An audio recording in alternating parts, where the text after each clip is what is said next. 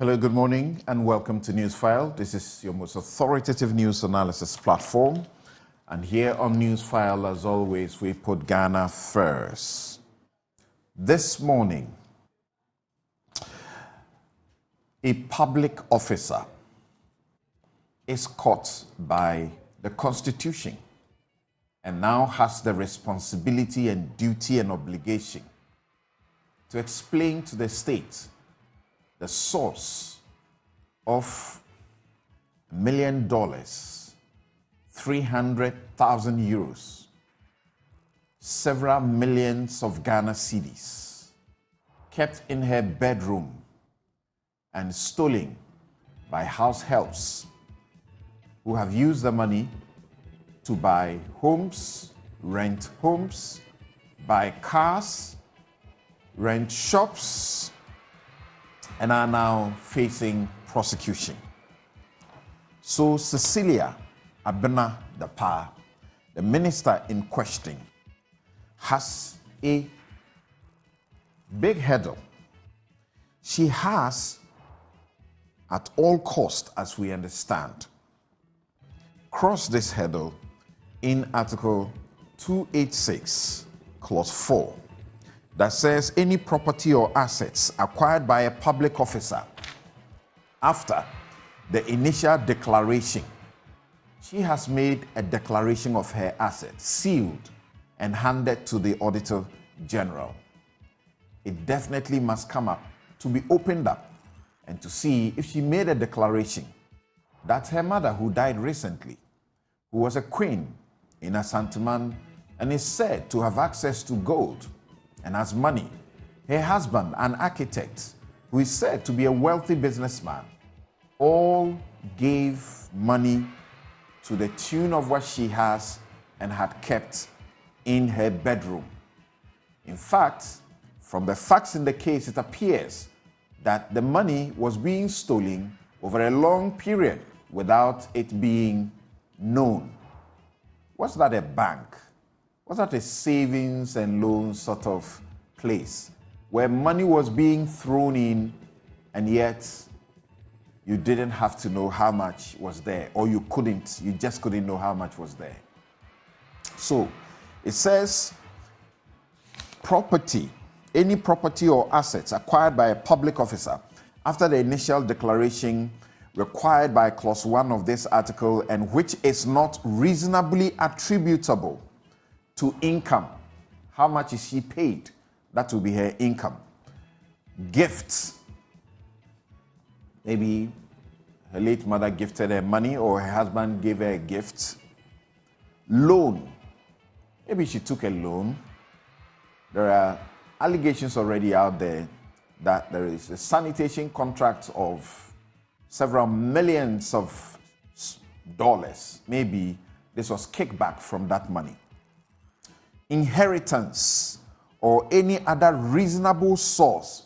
Maybe she has some businesses, she operates some shops, and at the end of the day, that's where they do the sales. They keep it in her bedroom. So until and unless she's able to explain that the money is reasonably attributable to her income, a gift to her, a loan, an inheritance, or any other reasonable source, it shall be deemed to have been acquired in contravention of the Constitution. Who will bail the cat? Shraj will not investigate, does not have the power to investigate this aspect, abuse of office, unless an individual has made a complaint to Shraj. The OSP has power on its own motion, self-initiative, to investigate lifestyle, to ask you, where did you get that money? Maybe the GRA has some questions. How much tax has he paid over the period? A lot of questions coming up. Is there an issue of money laundering? But many are worried that this morning there's no news after how many hours that she has either been made to step aside or has been sacked. Some woman, a deputy minister, only smelled of $1 million John Mahama sacked her. Today, a lot of questions are being asked. Is President Akufo-Addo the right person? And does he mean what he says when it comes to the matter of corruption? Thank you for indulging me. This is a long introduction, but we will also deal with matters of a parliament of 275 members who can't raise a simple quorum of 92 MPs for the business of the House. The majority, how many are they? The majority is blaming the minority because the minority has been staging a boycott. But the majority has far in excess of 92 MPs. They are not taking you serious. The NPP flag bearer race, there's already some mudslinging going on, very dirty stuff being thrown at some of the candidates. And there's an alliance by 9 of the candidates for fair play because they believe that from the way things are going, there's an establishment candidate, Dr. Bawumia, who may gain an unfair advantage. We will look in all of these. We'll be right back.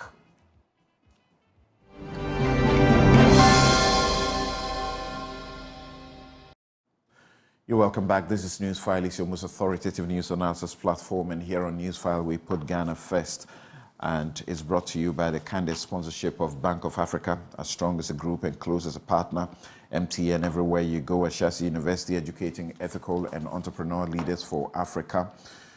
Robert & Sons Optical Services, your comprehensive eye care service provider for 31 years. Duroplus, producers of quality PVC and HDPE pipes and water tank. Where Duroplus goes, you know, water flows. DBS Industries, roofing, Papa Fee, My Way. Dial *165# on MTN to join My Way today. Cherry Properties, Cherry Tree Properties. We develop spaces as though we were going to occupy them ourselves.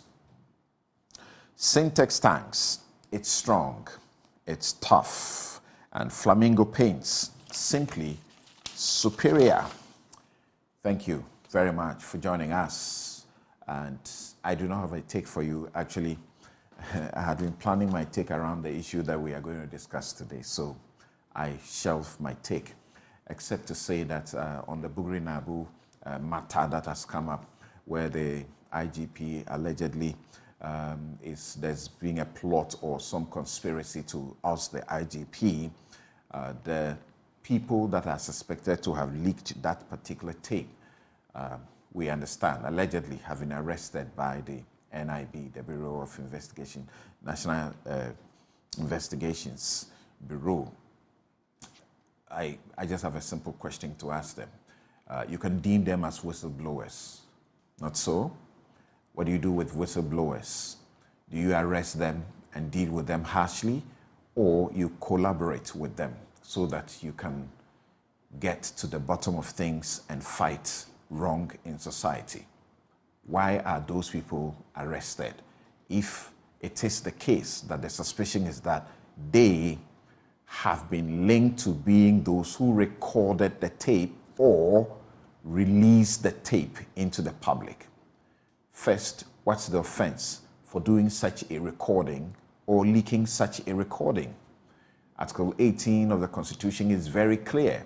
You cannot record people, interfere with people's private conversations and their property and their communication.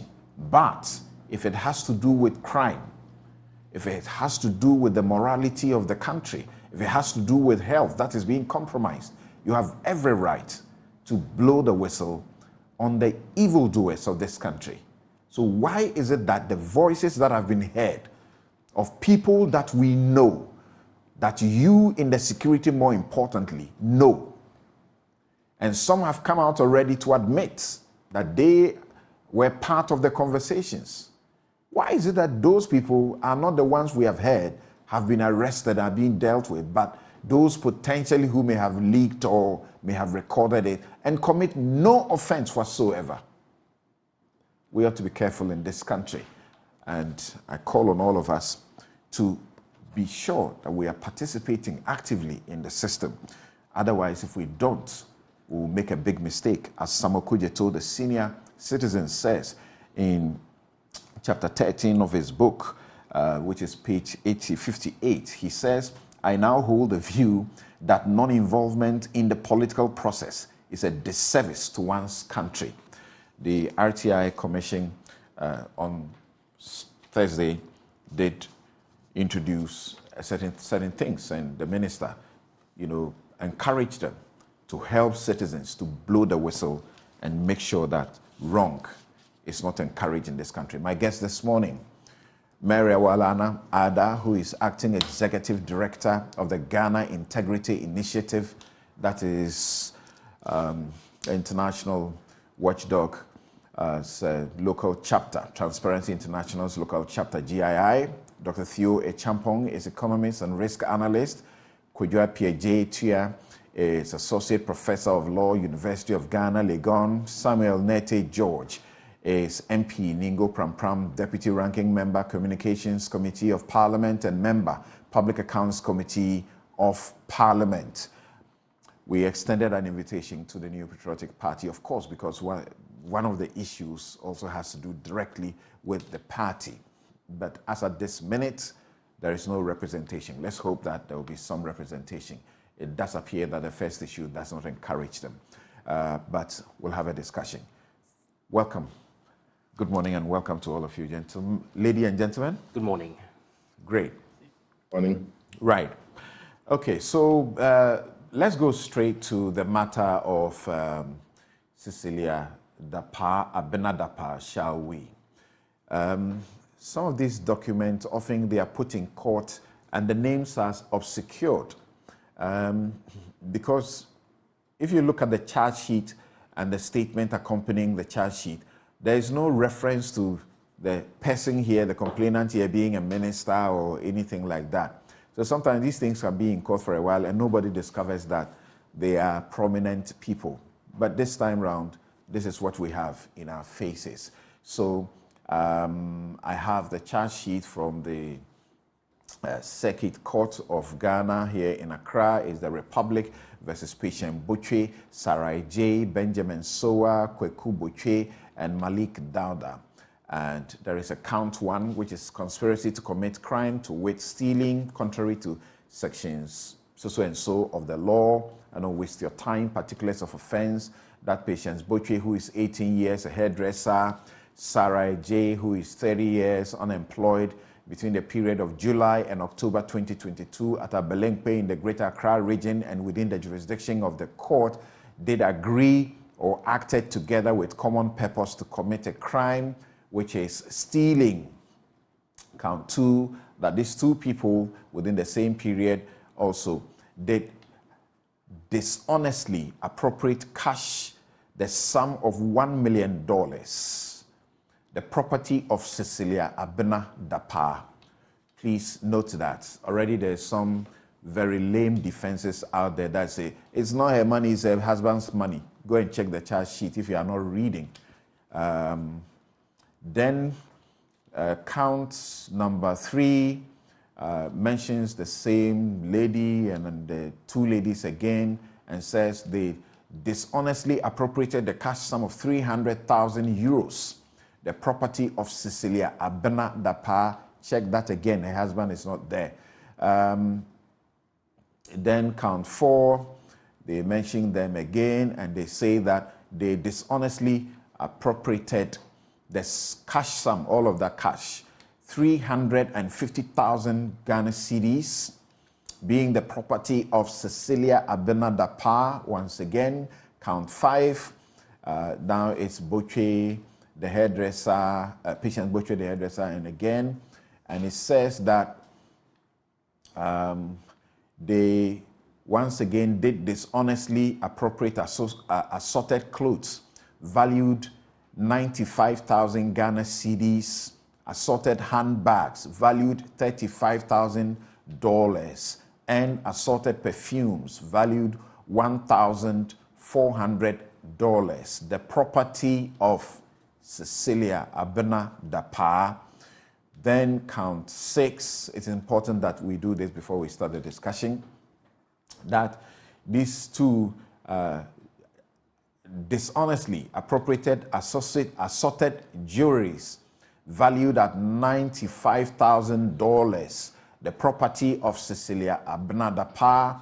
Then count 7, that they dishonestly appropriated 6 pieces of assorted kente cloth valued at 90,000 Ghana cedis and 6 sets of men's suits valued at $3,000, the property of Daniel Osei Kufuor. So this is where you hear Daniel Osei Kufuor, kente cloth, and what's it again? Suits. Then count 9. Okay, so yes, count 8. Count 8. That they dishonestly, a plumber, this time it's a plumber, the Benjamin Sowa, dishonestly received 80,000 Ghana cedis, the property of Cecilia Dapaa. Once again, check that, which he knew to have been obtained by means of crime. So please don't accept, something that is stolen. It's wrong. It's also criminal when you do that. Then Kweku Boche, 65 years. Benjamin Sowa is 29 years. Kweku Boche, he dishonestly received 50,000 Ghana cedis. He said to be the father of the house help. The property of Cecilia Dapaa, which he knew to have been obtained by means of crime. If your girl of 18 years brings you 50,000 Ghana cedis, you should ask her where she got that money. Okay? Count 10. Malik Dauda. Social media is having fun with that. 34 years unemployed. That he did dishonestly receive 100,000 Ghana cedis, the property of Cecilia Dapaa, which he knew was obtained by means of crime. So you hear about money being given to a boyfriend and so on. And people are saying, well, exes can also enjoy. Now, I'll do this, then we start the discussion. This is called the brief facts of the case. Complainants in this case are Daniel Osei Kufuor and his wife, Cecilia Dapaa, who reside at Abelempe, Accra. First accused, Patience Boche Mabna, was a house help to the complainants. Second accused, Sarah Ejay, is unemployed, a former house help. Proper collaboration, a former house help to the complainants. Third accused, Benjamin Sowa, is a boyfriend. Okay, so Benjamin, he's the guy. I almost forgot. He got actually a lot of money than Malik got. Third accused is a boyfriend to Patience. Fourth accused, Kweku Boche, is Patience's dad. Fifth accused, Malik Dauda, is a former boyfriend, he's the former boyfriend. You see, boyfriend and former boyfriend. Sometime in June 2023, the complainants reported a theft of cash and some personal effects as indicated on the face of the charge sheet. Prior to that, Patience, who was a house help to the complainants, was caught to have opened and entered the bedroom of the complainants with a duplicate key. She went and made that by herself, a duplicate key. Upon intelligence, Patience and the other person were arrested at their hideout in her boyfriend, were arrested at their hideout in Tamale in the northern region. A search conducted in their room revealed $40,000 and 72,619 cedis, 70 pesos. Police investigation revealed that sometime in October 2022, keep that in mind, complainant Daniel Osei Kufuor returned from town to observe that their bedroom, which was locked and had been opened, had been opened and heard an unusual noise therein. He entered the room and found Patience hiding behind the door. Subsequently, the complainants detected theft of properties indicated on the face of the charge sheet. Further investigations revealed that the house help used part of the stolen money to buy a 3-bedroom house at Amrahia at a cost of $70,000. Okay, good life. The following brand new items, quote that, brand new items, which the house help used some of the stolen money to buy, were also retrieved from the said house. She bought a fresh house, or she bought a house, $70,000, and then used quite a bit of the money to furnish it. 1 double-decker refrigerator, 1 television set, 1 washing machine, 1 chest freezer, 1 gas cooker, 1 water dispenser, and related items. She doesn't want to drink sachet water anymore. She has a water dispenser. So she and her boyfriend, you see them, they are used as A1, A3. I'm just making sense for you. She and her boyfriend also indicated that they used some of the stolen money to buy Hyundai Elantra with registration number GE 977123 at a cost of 80,000 Ghana cedis. She also gave 180,000 Ghana cedis to her boyfriend, who used same to purchase an unregistered Honda Civic car with DV plate number 490323, which same have been retrieved. So they have retrieved this. Investigation also disclosed that Patience and her boyfriend used parts of the stolen money to rent a 3-bedroom apartment at Tamale at a total cost of 105,600 cedis. But they bought a house in Amrahia. They furnished it. Why do they need to rent a house? Okay, so they rented a house for a period of 2 years. Additionally, she and her boyfriend used part of the stolen money. They have a lot to spend. I'm tired reading. She used part of the stolen money to rent a storeroom at Tamale at a total cost of 120,000 Ghana cedis. So Patience, according to the investigators, has admitted the offense and mentioned her accomplice, that is the former house help, to the effect that when they were working in the complainant's house, she used to keep watch of the main gate for the former house help to go into the complainant's room to steal their money, after which they share the spoil. So they've been doing it for a long time. Then the former house help was subsequently arrested from her hideout in Budumburam, a suburb of Kasua, for investigation. Investigations further disclosed that this former house help used part of the stolen money to build a 3-bedroom self-contained house at Budumburam. Patience also gave 50,000 Ghana cedis out of the stolen money to her dad. Your dad, you give her only 50.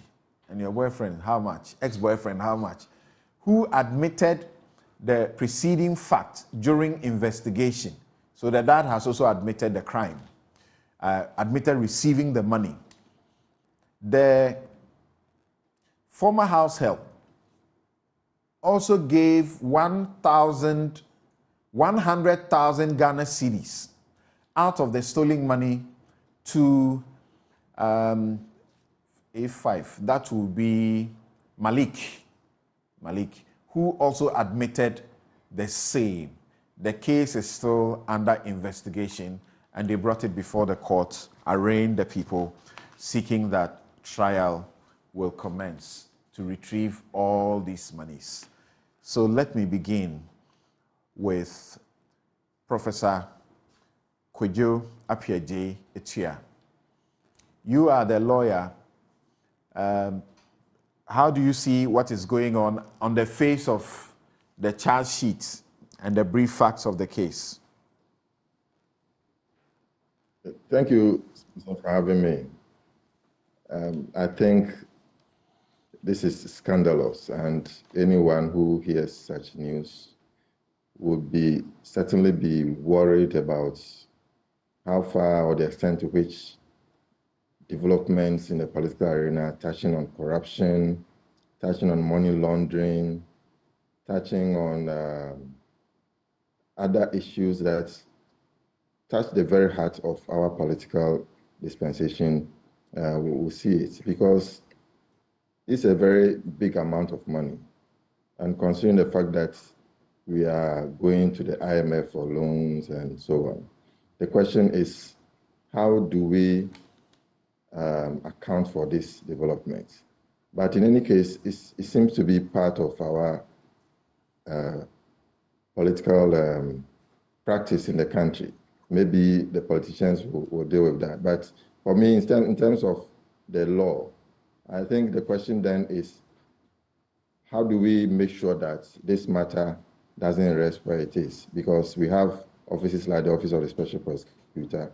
As you rightly said, he can immediately take up the matter based on the powers that he has on his own. SHRAJ cannot.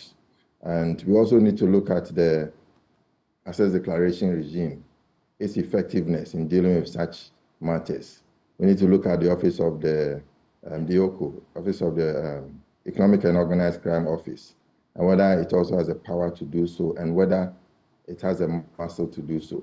So in terms of the law, I think these are the areas that immediately come to mind. And the question is whether we can use law to deal with the matter, or there has to be some other means to tackle the issue. So that would be my initial comments. Thank you. All right, I'll return to you. So the question will be, why should somebody who has money kept in her room, why should the person be investigated because the person's money is lost and has been stolen and she's seeking to retrieve it? Maybe say something briefly about that. Why? Well, as for money, you have the right to keep your money where you want it to be, and everybody also has a right to property. So what you have worked for, what you have earned, is entirely yours, except those that you have to pay as tax. But in this situation, that is why, for example, the access declaration regime would be helpful, because you can easily refer to what she deposited when she was appointed as a minister, the records that indicate that she has so much assets, and then you compare that to the amount of money that she has been receiving as a minister or as a member of parliament or as both. And then you can easily draw the line and do the deductions and conclude that so much money could not have been acquired through legitimate means. Of course, the law also talks about gifts and so on. So you need to look at all of that. And then you conclude if the money, the excess that is not accounted for can be legitimate money, or whether it came in through illicit means, which therefore suggests money laundering issues, brings that issue into the picture. And so keeping money in your home is not wrong, but what money is it? And what is the money being used for? Because according to the facts, the money has been there for some time, and the people have been siphoning it off. And they thought that they had also hit a jackpot, so they continued to do that. And they couldn't even recognize that the money was being siphoned off. And so that tells you that there is more to it than meets the eye. Okay. What will be your preliminary comments, Sam George?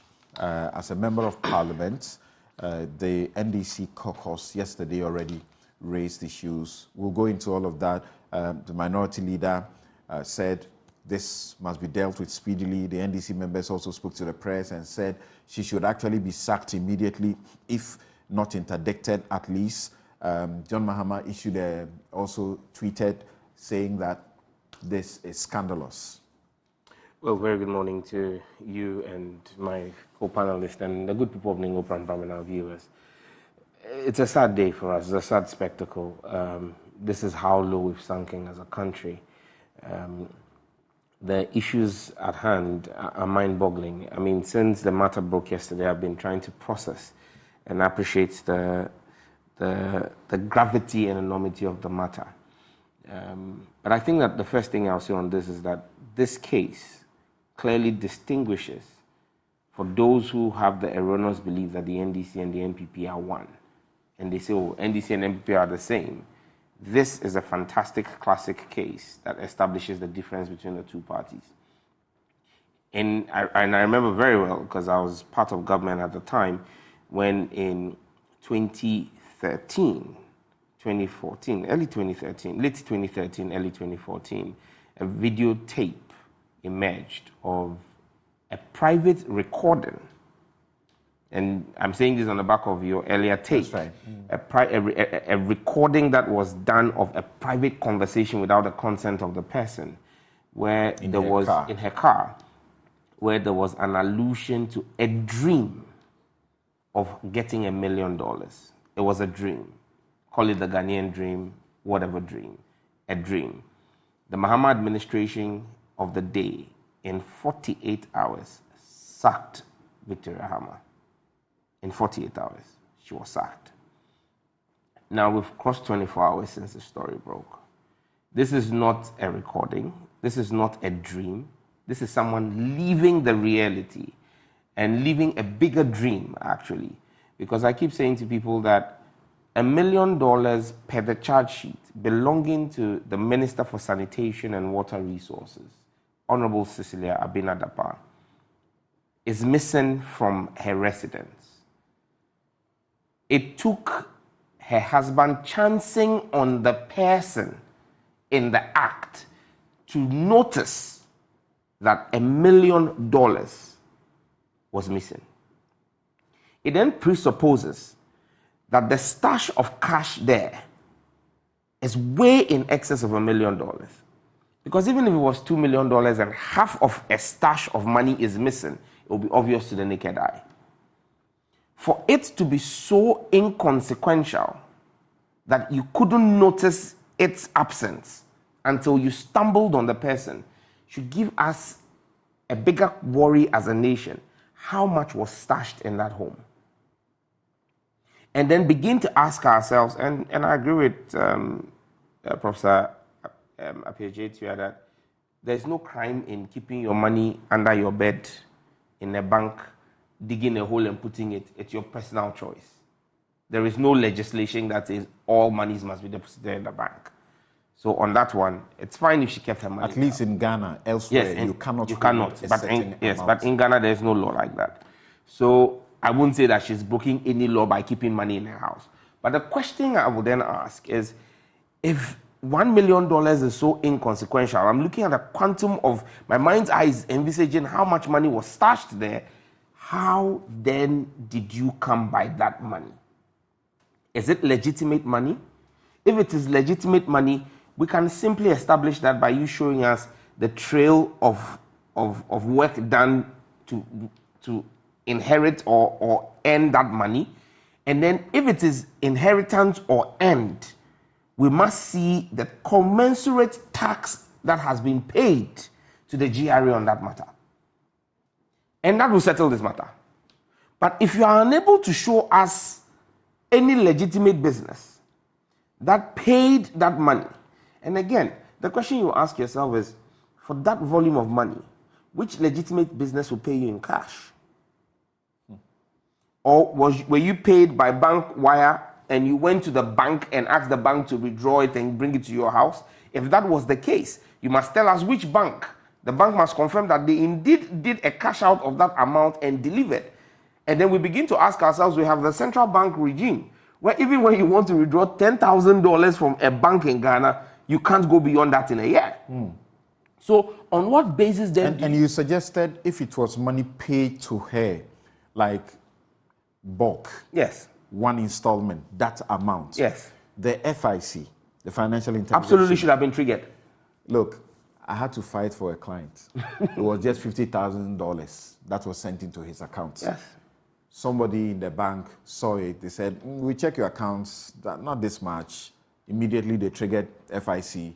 The money got frozen. Now we had to go to court and fight and explain why the money belongs to the person. 50,000 cedis. Right. That is literally $50,000. $50,000, sorry. So that is literally 1/20th of the amount we're talking about here. So if it went through that, then it must be legitimate because they would have gone through those processes. The FIC will have to establish, and like I said, we're talking of $1 million, which is the insignificant portion that was stolen. So the full stash is what we must begin to investigate and understand. And for me, I think that if Honorable Cecilia Dapaa was minded by the title she bears, Honorable, and this is someone I know personally, but I mean, she should have resigned. She shouldn't even wait to be sacked. She should have resigned. She's issued a statement. And you see that statement? She's issued a statement. Okay. It doesn't matter that the Cecilia spelling because I was coming to at the beginning has CECE, but we are informed that she admits that this is her statement. And the statement is dated the 21st of July, 2023. Statement from Cecilia Dapaa. I refer to publications dated 21/07/2023, suggesting that I own $1 million, 300,000 euros, and millions of cedis, which have been stolen from my house. There are noticeable inconsistencies between what is being discussed in the public domain and the thrust of the original complaint on the matter. I am taking steps to examine the origins of the inconsistencies and will provide a detailed response in the coming days. Signed, name correctly spelled, Cecilia Dapaa. Okay, so she doesn't say this is untrue. Of course, she cannot say this is untrue, but she says there are noticeable inconsistencies, and as far as the original complaint is concerned, and she's taking steps to resolve that. Maybe so you see, the investigators put $1 million when she meant for them to put $100,000. For want, this case has been in court for a while. It's not just today it started. And the investigations have been going on since sometime last year, 2022. For want of the confidentiality of private conversation, I would not mention who. But yesterday, in Parliament, after this matter broke, a senior member of government and a senior MPP person made it clear to us that they were going to engage in a PR spin and get the charge sheet amended. I think the charge sheet has actually been amended, but I haven't seen the amended charge Exactly. sheet. So, and the attempt to amend it is because of the gravity of the theft, to try and drop down the numbers. So Ghanaians should watch out for that. You soon see a new charge sheet that have dropped a number of zeros out of the figures in question. But look, you can't tell us that it is only after this has become public knowledge that you are now realizing that the amounts were not what it was, or are false, or are a misrepresentation. It just shocks me, that we have a minister of state. This is our Bola minister, for want of a better phrase. This is our Bola minister. Our Bola minister has $1 million plus in her home, 300,000 euros, and millions of Ghana cedis sitting in her home. And you have your information minister telling you, go and sell your dollars, stop hoarding your dollars. So it means that the members of the Akufo-Addo government clearly are not listening, they're not walking their talk. They have a different narrative for us as Ghanaians, and there's a different narrative for those of them in government. Look, and at times, the truth is in the detail, the devil is in the detail. If you really pay attention, Nana Dankwa Akufo-Addo told us, "Osi yet tisikaso, then so come the one more tisikaso, come the menu." You understand me? This is the reality. They turn around and blame the NDC. In fact, me, Sam George, I have been blamed by MPP government for the fall in the city. Do you remember that story? Where they said my anti-LGBTQ bill had affected the performance of the dollar. Meanwhile, they are storing the dollar in their homes. I'll return to you. This was supposed to be your preliminary comment. Oh, prelim, okay. I think the amended charge sheet will be dated the 20th of June. will be dated the 20th of June, I think. But as far as what I see in a portion of it, I don't have the full picture of it. The $1 million remains unchanged on that amended charge sheet, which the date I see is on the 20th of July, not June, 20th of July. All right, so even if it's amended, the 1 million is there, and then the 300 euros is also there as well. There'll be an amendment of the amendment. You wait. Okay. All right. Let's see how that goes. Yes, Mary, from where you sit at GII, and this will be the first time we're speaking to you since you assumed the topmost office in that place. So congratulations. What have you been thinking since yesterday when you became aware of this? Thank you very much, Samson. Good morning to you and good morning to the team. This is an unfortunate situation. It is shocking. It is seriously sad that at a time when this country is struggling to revive from the disastrous consequences of the near economic failure, which has been attributed to many factors, but not the inefficiencies we have been grappling with, which we believe are the bane of our suffering. We encountered this challenge today. It is a big blot in the fight against corruption for us. The implications are so disastrous, and we say so because if we are saying that, and the two speakers have eloquently spoken to this, that someone is keeping such huge sums of money in their homes, and these monies are personal. And as you correctly indicated from the charge sheet, if you read, I think it is only on the 7th that is mentioned about $3,000 or so belonging to the husband. The rest of the properties which have been cited are said to belong to the Honorable Minister of State. This is sad, particularly because we are speaking of a situation where this government has been the proponent of digitalization, has been the proponent of formalizing the economy, of ensuring that money is not out there to promote too much spending and its economic implications in the fiscal space. One of them being the inflation, which is so huge, we are all affected by. And so for me, to think that one human being could keep such money in the house, then where is this drive towards the digitization we are talking about? And I bring in one of the critical elements of the banking crisis. It is this same government under which she serves that decided that some banks were not doing well and they went down. So it is this same government which has embarked on a DDE which is discouraging Ghanaians from banking or putting their monies into investment. So if a leading member of this same government is keeping $1 million in her house, and as eloquently spoken to by Prof. and Sam George, this was not even noticed. So meaning there is a lot more cash where it came from. And for these households to be aware of that means they had seen, or they have, through their cleaning, they have seen that this is so much. If they pick some, nobody would notice. And so they continue to indulge. And now some of them have made themselves so rich. And that is not to say that stealing is good.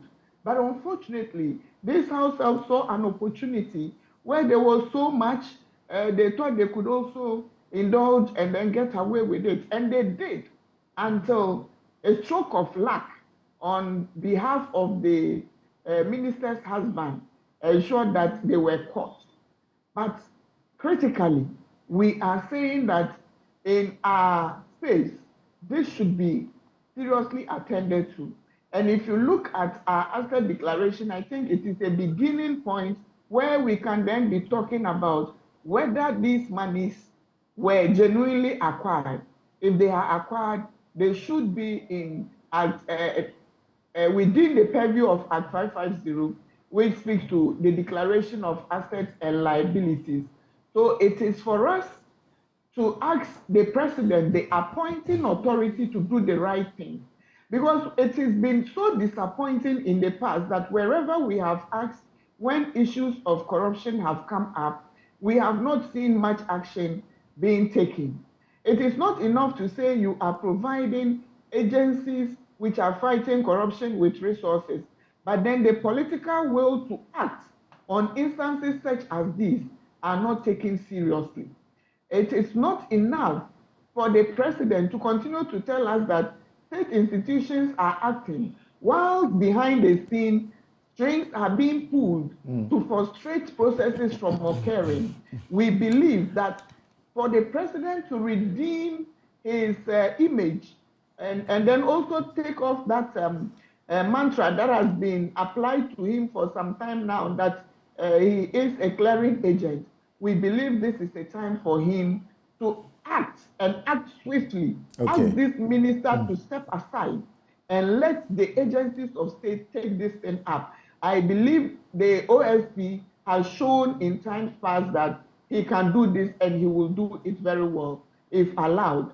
And so the president should let this woman step aside immediately. Then it gives opportunity to do a thorough investigation on this. If she is not sacked, let her be interdicted. I say if she's not sacked because she took this issue to court.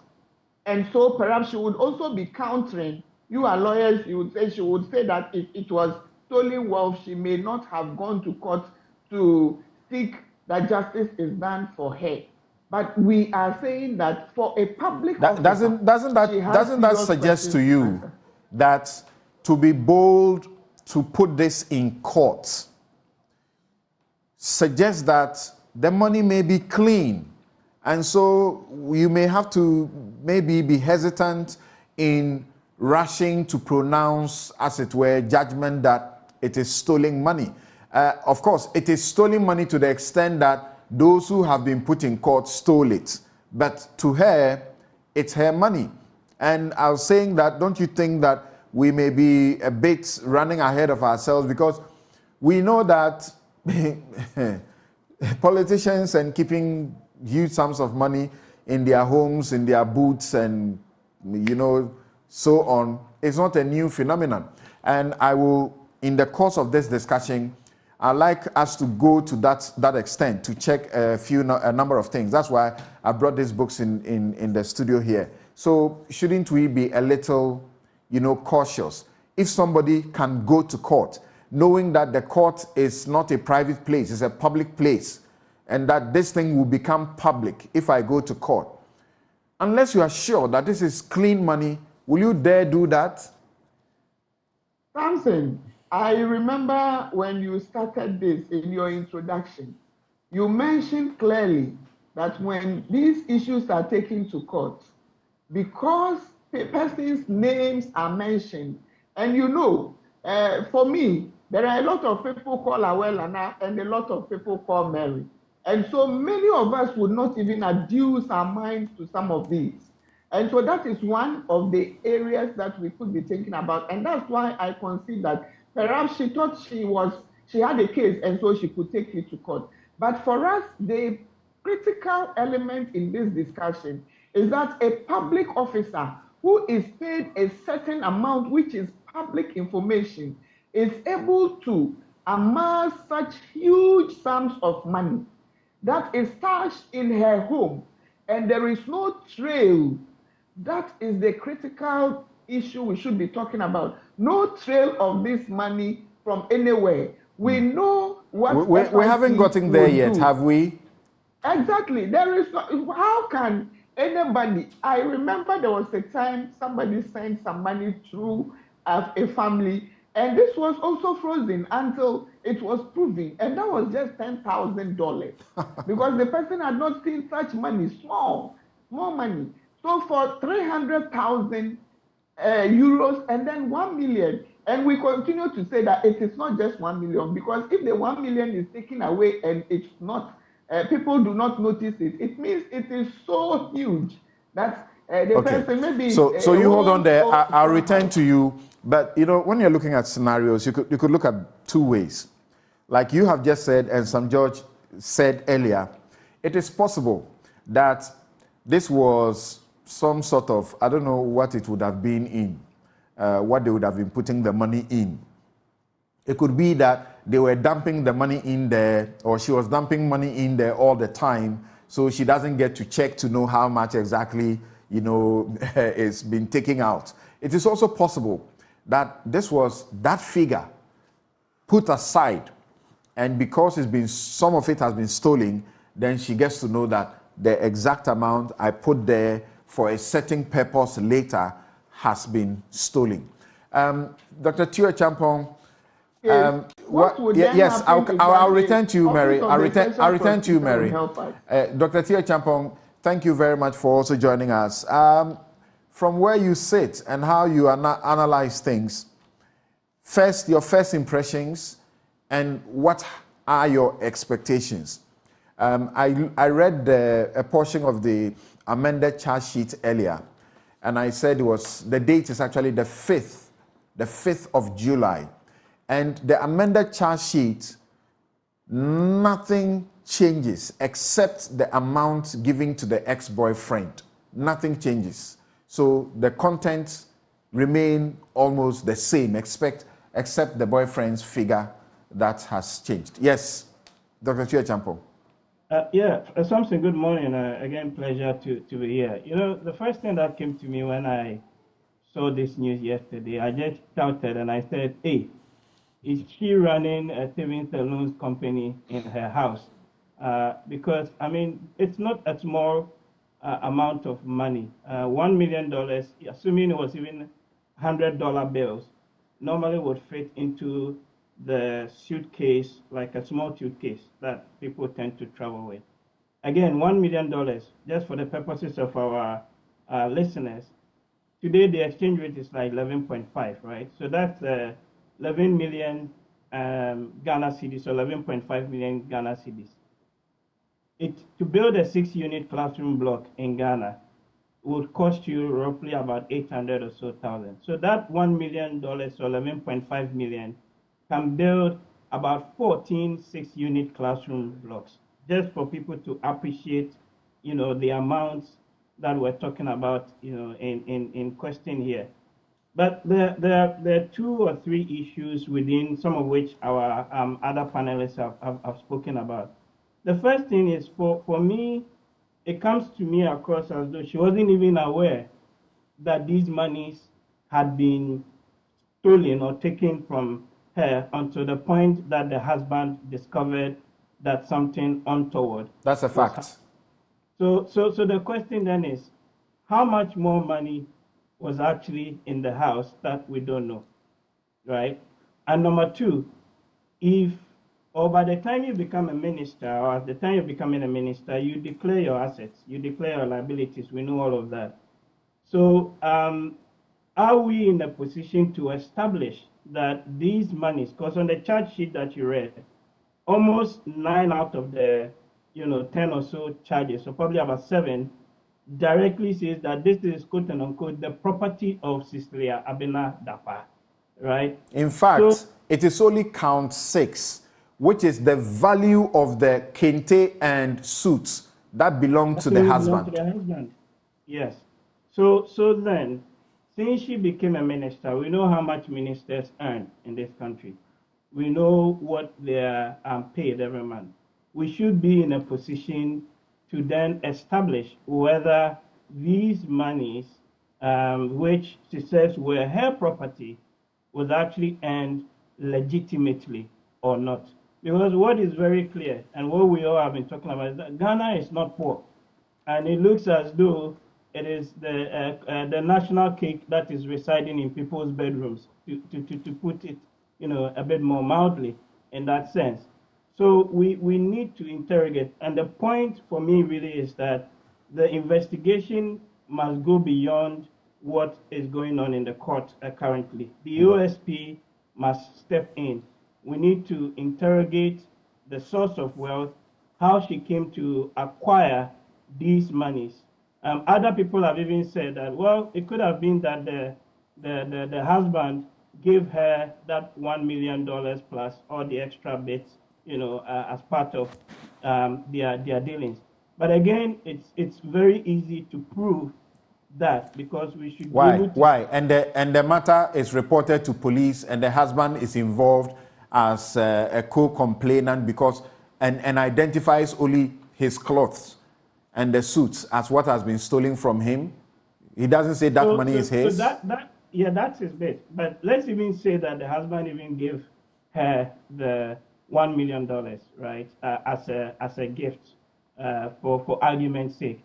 It should be possible to prove that indeed that was a gift and the source of that money came indeed from the husband. This would all have to be established through some investigation beyond the current processes that are ongoing. That's why I think the OSP must step in, and we need to interrogate it. Because, however we slice and dice it, this is a major scandal, and goes, to put the government and the so-called fight against corruption and other things in a very bad light, because we're just here analyzing these issues, and for a minister to have had that amount of money, and this is the same government or regime that has been talking about, don't keep your dollars, take your money, come and put it in the banking setup or in the banking system, and let's all be... I understand that no bank branch in Ghana will keep this amount of money, that's just the dollars, overnight in their vault. They are not allowed. So they will keep some, the rest may go to the central bank as part of their reconciliations, right? So her bedroom is obviously bigger than a bank branch. Exactly, but the big point really is, if you are the government and you're telling us that we should be patriotic, we should bring our dollars, put it in the banking setup, and all do our bit to help this ailing economy, then on what basis then do we then find this huge amount of money, or more or less stashed in one person's bedroom? And remember, this is only the amount that is reported to have been stolen. We don't even know, the quantum in a sense. So it tells me that, look, the monies would have been coming. And the big point you also raised about the whole politics and political economy, people go to see ministers at home. People go to see our big men at home. People carry envelopes. People carry all sorts of things, right, around. And these monies, you cannot take it into the normal banks and try to sort of, deposit it, because immediately it will trigger some of the KYC and YOCO and FIC and all of that. So the big point, or the other big point I want to sort of highlight really is all about how the politics of the country is run. Right. Dr. Chiachampong, hold on for me. I want us to get into the second leg of the discussion after hearing your preliminary comments. And in the second leg, I want you guys to tell us what is wrong and what should be happening. What should be happening? Elevate the discussion into the whole political economy. CDD has told us how much it costs to fund, a parliamentary campaign, a presidential campaign, a humongous lot of money involved in all of that business. How Dr. Obeda Samuel in his book here also tells us how filthy the field has become. And we all remember the Dr. Obeda Samuel situation where he kept, 100 million Ghana cedis or so in on him, so to speak. And it became a matter for the court. And the court said, if you say a political party is a private entity, you are wrong. It's a public entity, so you can be prosecuted just as the same way it can happen. Right, so I'll take a quick break and return for you guys to get into that. I also have the report on the commission of the inquiry into payment from public funds arising from judgment debts, Justice Yao Apao. The findings that he made and why he made a proposal for funding of political parties, why too much of our money is being wired into politics. He mentions the Nadeco from the Nkrumah era, how they were being used to, take 10% of contracts that are given to ministers to fund their politics. We're going into elections. Can we be sure that the people who will be going into these elections, all the money they are getting from whatever sources, they are putting them in the bank? Can they really put them in the bank? All right. So this is a woman whom we have known to have been in public office for the better part of her life. We have no history of her in private, business. From 2001 with President Kufuor, coming to also be appointed aviation minister and coming through to all of this. Is that the reason we can't give her any excuse for holding so much money with her? She was the chairperson of the board of the Ghana Cocoa Processing Company. But someone talks about how that entity is also a conduit for big corruption and so on. We'll be right back. I've said it and I'll repeat it again. Those who are coming to this administration thinking that it's an avenue for making a lot of money are going to be disappointed.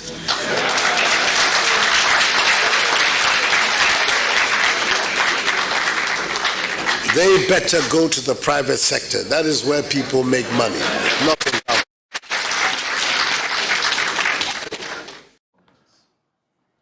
Right. You're welcome back. You just heard President Akufo-Addo there. He had to repeat this on a number of occasions. And as you heard him himself, he said he had to repeat it. Now, there are calls on him that this doesn't look right. Even before investigations, you have every right as a president not to have waited for even this long. And the comparison is being made with him and John Mahama, whose deputy, minister only dreamt, was caught on tape dreaming of $1 million, and he sacked her straight away. Now, I come back and to also let you know that we are still trying. My producers tell me they keep trying to get the NPP representation on the show, but it does appear unless you have $1 million, you are not interested in this discussion if you belong to the NPP. Now, I want to come to Professor Epiagyei, and then we look at it from this perspective. So I mentioned, for example, we know the very famous case of the Republic versus Yebi and Avalifo. In 2000, the Supreme Court had to be invited into this matter where Obeda Samoa, chairman of the NDC, was in a situation keeping 100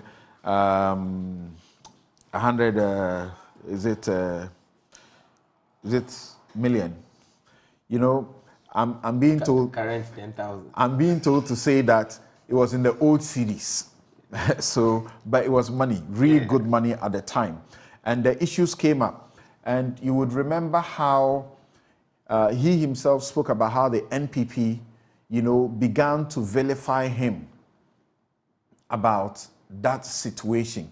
And he said that those who were accusing him were being hypocritical. They were being hypocritical. He said, quote, all political leaders kept money in their houses because in politics, you cannot function in emergencies on the basis of issuing checks. It is hypocritical for any official of any political party to hold a holier-than-thou attitude. That's to tell you, this is not exactly new.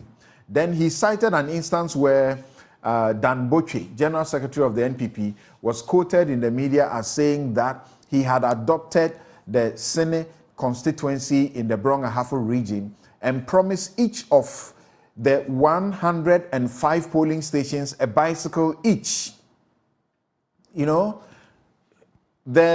recently, not too long ago, Freddie Blay promised to get a bus for each of the constituencies. Have we asked where that money was coming from?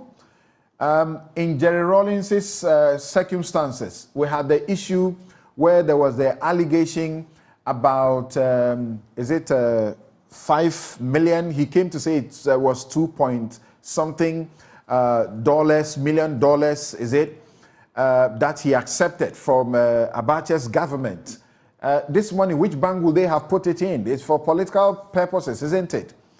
So we have these situations all and again. How different do you see the situation where politicians keep money in their homes rather than put it in the bank? What should happen and why? Samson, I think we need to understand the dynamics of politics, especially in Africa, where somebody has said the politicians are the comprador bourgeoisie. In other words, bourgeois without money in their pockets. So in that context, embezzlement, corruption, bribery, and so on become the strategic essence of governance. And so people will use their political positions to embezzle economic resources, which in the end leads to the pauperization or the what somebody will call poverty production. And I'm not saying reduction or alleviation, but production, where poverty is produced as a result of these processes. And then it leads to a situation where those who have been pauperized will become dependent on the ruler. And that leads to what the politicians or political scientists will call a neo-patrimonial society, where we are trying to promote a system of governance based on whether the parliamentary style or the presidential style and so on. But still embedded in that are some local monarchical practices which tend to create the impression that the president, the ministers, and so on need to be placed at a higher pedestal.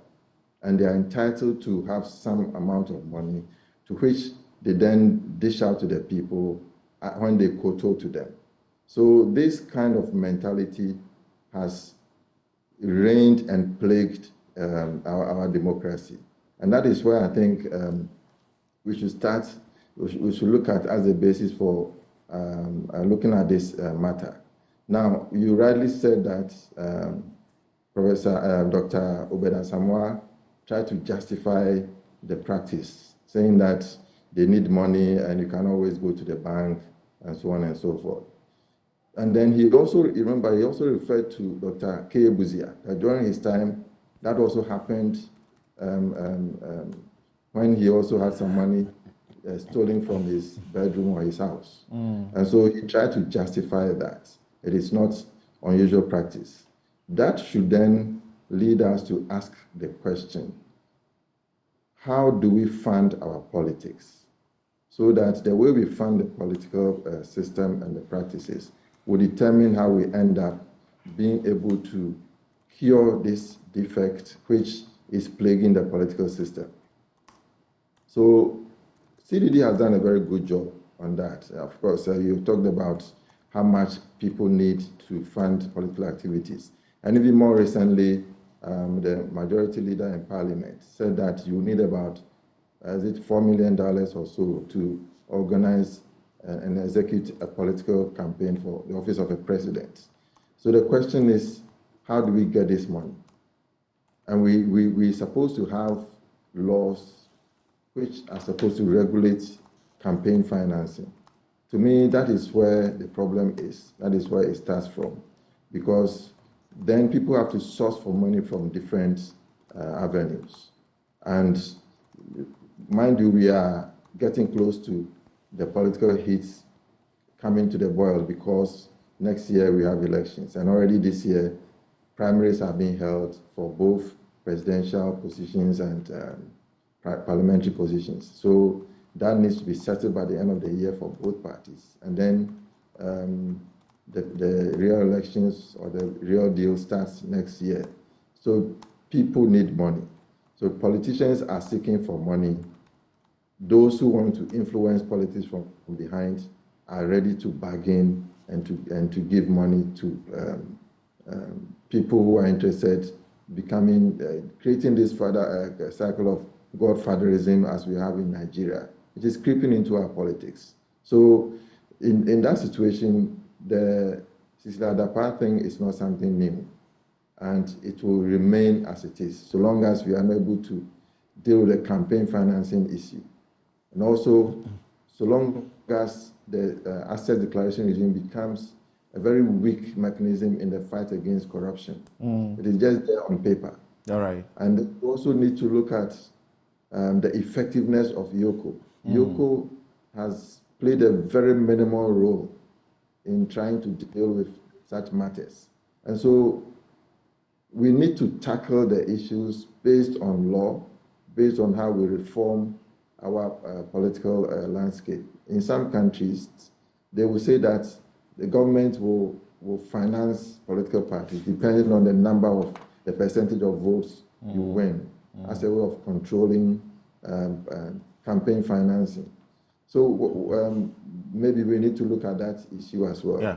But the bottom line is we need to consider, coming back to the Cecilia Dapaah incident, where the money came from and what the money was being used for. I think we can get to the bottom of this. How do you want that? How do you want us to get to the bottom of it? How do we get to that?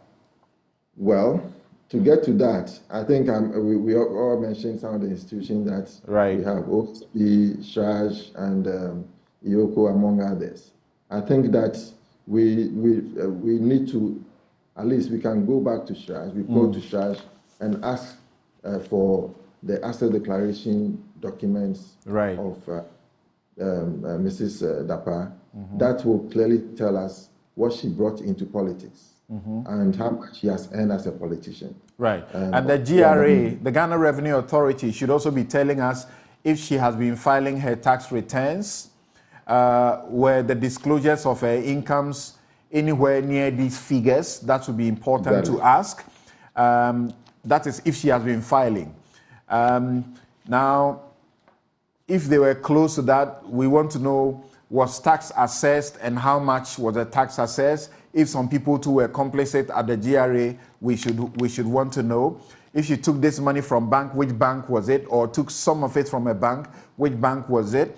The officers of the bank, they had an obligation to alert the FIC about suspicious money.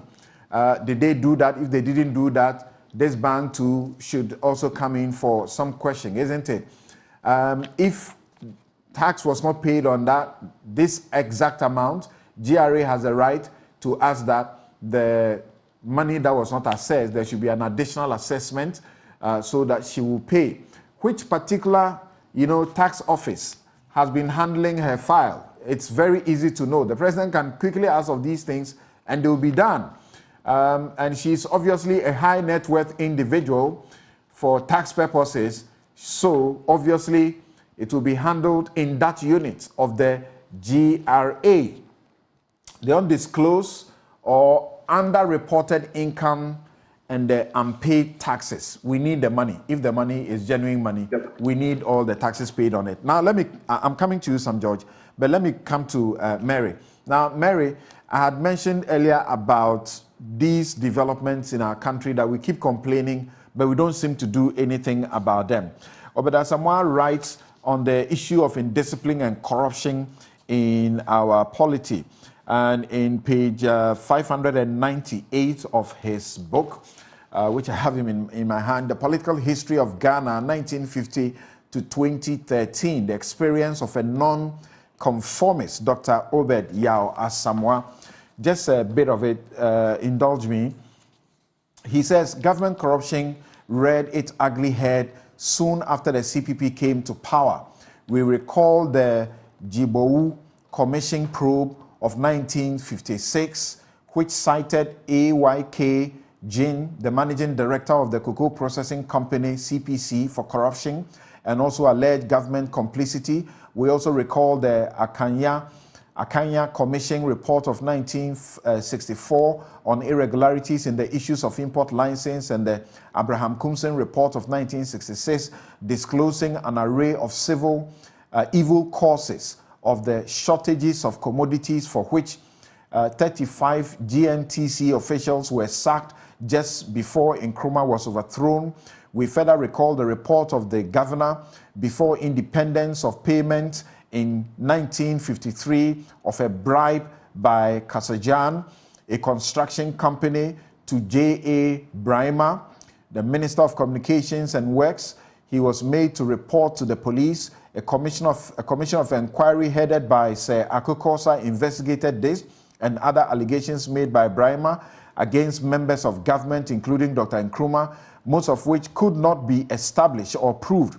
The opposition alleged corruption in the Cocoa Marketing Board, the Industrial Development Corporation, the Agricultural Development Corporation, the State Housing Corporation, among others. Then he comes to tell us about several other committees, GRJ, about Nkrumah's assets, the Nadeco Limited, which became a conduit for taking 10% of contract for purposes of funding political parties. He reminds us of the Venerable Samuel Kujeto, now in the Council of State, who in Parliament, spoke about monies in a similar fashion and got punished because he will not as it were, cooperate with the committee. He talks about STC, the CNTCI loan matter. He talks about the very recent matters also. So we have a long history of some of these things going on. Why do you think we can't succeed in checking these things and they continue to happen? Because no public officer should be keeping $1 million and 300 euros in their bedroom. Certainly, or exactly so. And if you are chronicling, you perhaps also read about others. I remember the Huzia example and the bridge he went to commission, if you remember that. So this is not new at all. What you have said seeks to establish the fact that in our democracy, we have done things the wrong way, or the politicians have allowed the wrong things to happen, and the citizens have sat aloof to allow these to happen. It is also a result of a weak critical mass of the citizenry, and as well because of the powers that derive from the Constitution for the various appointees that we put in there. Let me say that this happens because of the weak political will to fight corruption. It also, again, happens because we do not have a very good political financing regime. And so if you have been part of this process, you would remember that in the past year or thereabout, civil society has come together through an initiative to begin to look at the cost of elections. The cost of elections, which then breeds some of these actions, ensuring that some political actors who are behind the scenes are pulling the strings. Yeah, the CDD, the CDD's investigation, an important intervention. The CDD's investigation shows that presidential campaigns cost $100 million in Ghana, $100 million to have a successful presidential campaign. $100 million. You need 4 million Ghana cedis to be able to do a successful parliamentary campaign. Exactly. So that is what I was coming to. So if we have monetized the process so much, and we have allowed this to go on harm, nobody gets punished for some of these actions.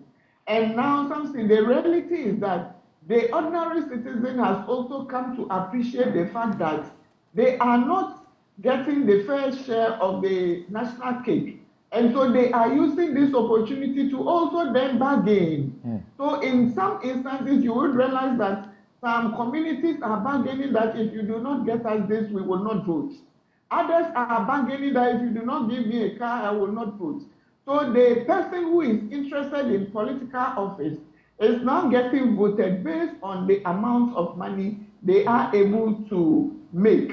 And to crown it, the EC law on political party financing is not that clear, and the sanctioning around it is also very weak. But then we are talking about even actions to ensure that political parties are in compliance. This is weak. So this is why the drive for a political financing regime that takes away the issues around people giving people monies that cannot be accounted for, and so people would have to go and stash them in their houses. I'm not saying that is the case for the Honorable Minister, but just like you read copiously from the Honorable Obeda Samoa, this we have heard continues to happen because we have a regime that is weak, we have a regime that is not as robust as we should see it, and we do not see a lot of sanctions happening within the space. So going forward, we have looked at how do we get this change that people who are contributing to the party's financing begin to do so, like it happens in other places. We were all here in this country sometime back when Obama, the former president of America, decided to contest for elections. And therein, his campaigning and the financing regime that they put out, there, people were contributing $2 and the rest. And there is a cap on how much anybody can contribute. If this is not done, we continue to make, we would continue to talk. Civil society speaks about it. We would even get the political party financing regime maybe changed. But then, if the will to stop this is not done, and if we are not sanctioning people, such as what is happening now, then we would continue to have the situation not change. And so for me, I believe that as we have evolved as a country, one of the things that has come up for us that is good is the OSP Act, which seeks to cure the injustices which were perpetuated because the attorney generals or the various attorney generals would say they cannot prosecute their own. And within this, if you look at the OSP Act, regulation or the LI 2374 and the regulation 20, which talks about declaration of income and properties, which is very intrusive, I must say.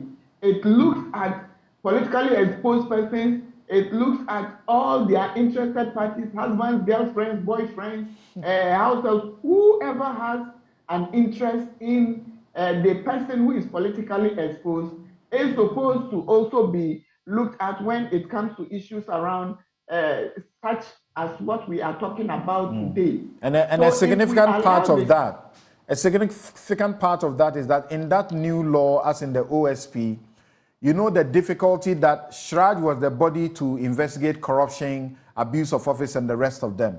And the Supreme Court in the Richard Anane case said that to investigate abuse of office, you need an individual complainant.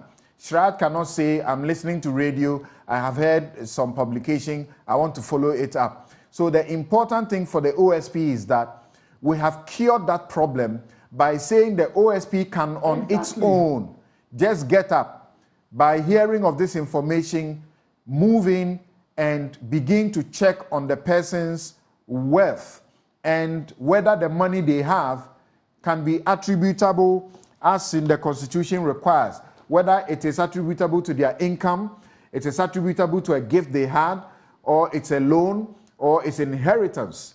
Otherwise, it is wrongful, money wrongfully acquired, and the state must collect it.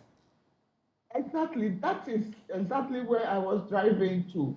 And for that, they do not need a complainant. That's right. And they could even use newspaper publication. So in this case, we have a copious newspaper publication, and I just checked the OSP site.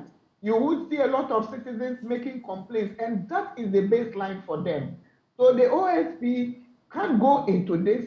And if you look at the form that was developed per the regulation for people to then provide evidence, you would see that it will cure a lot of the mischief that continues to happen as a people. And we all know that the OSP has started doing some good work around prosecuting some people if it is important. We know in the past 3 months, he called a person who people thought he wouldn't have. So the OSP's independence to do this is very clear. Okay. However, something we must also state that the role of the citizen in this regard is important, that whatever they see, if there is more information that is not available to the OSP or to the general public, which others have, they should make this available to support the process. Right. Again, we believe that as we go forward, the OSP should be allowed. So there shouldn't be any unseen voices from behind threatening them not to pursue what they are doing, because we know this happens.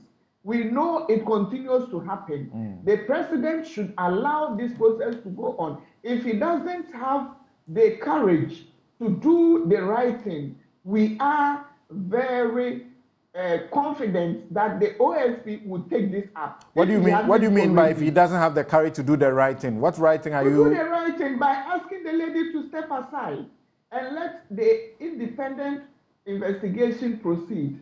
If he doesn't have that courage, perhaps because when Manasseh investigated the contracts for sale, ABAJ, the Public Procurement Authority, you drew the president's attention, and without any delay, he made him step aside. And after Shraj was done with its work, he sacked him. And then you proceeded with a second petition to have all the board members, including himself, also investigated. So the president has a record that you will not say is that bad, isn't it? In one instance, in many more of the instances which you can also speak to, there have been instances where the president has cleared people who were being investigated because another institution has investigated them without any evidence. There have been instances where we have asked, and in the case of the health minister, when the Sputnik V issues came, the COVID audits and others, there have been so many instances where the president has, excuse me to say, sat aloof or not listened or heeded the call of civil society and the citizenry when it comes to some of these things. But then this is so glaring, this is so blatant. Anybody having $1 million in their house, that $1 million getting missing and they not even realizing it. Something for me, if 1,000 cedis gets missing from my house, perhaps I will know. I don't even have it there. Let alone to say that it is going to happen. But then to end something, I would like to say that in most of these instances, when it comes to investigations, you mentioned SHRAD, you mentioned YOCO, you mentioned FIC. The issue of interagency collaboration is usually very weak. In this instance, we have clarity. SHRAD went to court and we know what happened in the instance you mentioned. Let us see some very clear collaboration happening. And even the GRA comes to play in this instance. So the FIC, YOCO, SHRAD, and the OSP should help each other to ensure that this is done expeditiously and done very well. And we believe that in their strengths or in the collective of their strengths, they would be able to do a lot more for this country. Thank you very much. I know my last, and I will need a very brief from you. We're looking at the holistic picture. And I just spoke about the Justice Dapaah's report on inordinate judgment debts, which we all know, we know the facts, but sometimes we play the ostrich. The politicians cook these judgment debts and they go and take huge amounts of monies in millions and of dollars and euros just to oil their campaign machines. They fleece the country. And the Judgment Debt Commissioner is a bit hesitant, but gives you certain indications and says that we must look at a political party funding bill to check some of this. I will have Sam George and Dr. Tio Echampon look at that. But my question to you is that you have been on the backs of governments for the need to pass the Conduct of Public Officers Bill. I remember many, many years ago, it's over a decade now, they can't seem to pass it because the asset declaration one we have now, we all know it's not effective. Occupy Ghana has been writing to the presidency and insisting that the new law should be passed and made effective, more particularly for purposes of verification of the assets declared. I remember when you organized a meeting about 6 years ago, your contention was that even in the Rawlings regime, you declare the assets and it is verified. There's publicity. It is gazetted, so all members of the public can see. But in our now democracy, better than the Rawlings PNDC regime, you don't do the verification process and there's no publication. Now, the IMF has made this an important condition for what we are getting, and the government says it is committed to passing it. How soon do you think this will be passed? Samson, we all live to see, but this is one advocacy we would not let down, because this law, if in this current state, in fact, if it's passed, does not depart too much from what exists when it comes to the issues around assets declaration. And so it is a good thing that it was not passed in the last parliament, because it went through an extensive process. But then when it comes to issues of verification and also publication, this is not done. And when you look at the best practice, OECD, and also the UNCAC, and when you look at even the Convention on Preventing Corruption and Combating Corruption, the AU, the benchmark, they want us to have robust legislation. And these include verification and publication, and also monitoring of such assets. Unfortunately, that is not what the Cocoa Bill is giving us. So now that someone else is keeping us in line, I believe then the discussion would again then come up so that we look at the issues around robustness. And robustness would only be when we have verification. If people just dump their assets and we do not verify them, that is not enough. And the Auditor General currently tells us that they look at the assets. So when assets are declared, they open them and look at them. What we need to see is the publication of the assets. And we say so because those who put themselves up for public office have no business wanting to have secret dealings and wanting to keep some things about themselves private. All right. We know they have their private lives, but in the instances where you can acquire wealth and we do not know where those are coming from, it is a matter of agency that such people, both their wealth and their liabilities, are declared and published for the good people of Ghana to know. And so it is heartwarming that the IMF has done this, because we know for sure that the government indicated through cabinet that they were not going to pay attention to this bill. So we are happy that at least our advocacy, which didn't make sense to government, has made sense to the IMF, which is now calling them to attention. There must be verification and publication, or otherwise we don't have without which we believe the bill in this current state, even though it right. Thank you very much, Mary. Let me come to Sam George here. So I'm getting a lot of messages from well-meaning Ghanaians, and they are saying, why are we trying to kid with the woman and sort of as if an attempt to protect her somewhat? And, you know, a distinguished statesman's view is that, like I mentioned earlier, she's been known to be in public life. So we shouldn't make any excuses for her. In 2001, she was appointed the chairperson of the board of Cocoa Processing Company. She had been special assistant to President Kufuor. She was moved from the board in 2005 and made the deputy minister for water resources, works and housing. So she's been living on your funds as a public people. So please pay attention. In 2007, she was made a substantive minister to the end of the Kufuor administration in 2008. So we know, of course, she's been contesting elections in Bantama and winning until, is it Kokofu?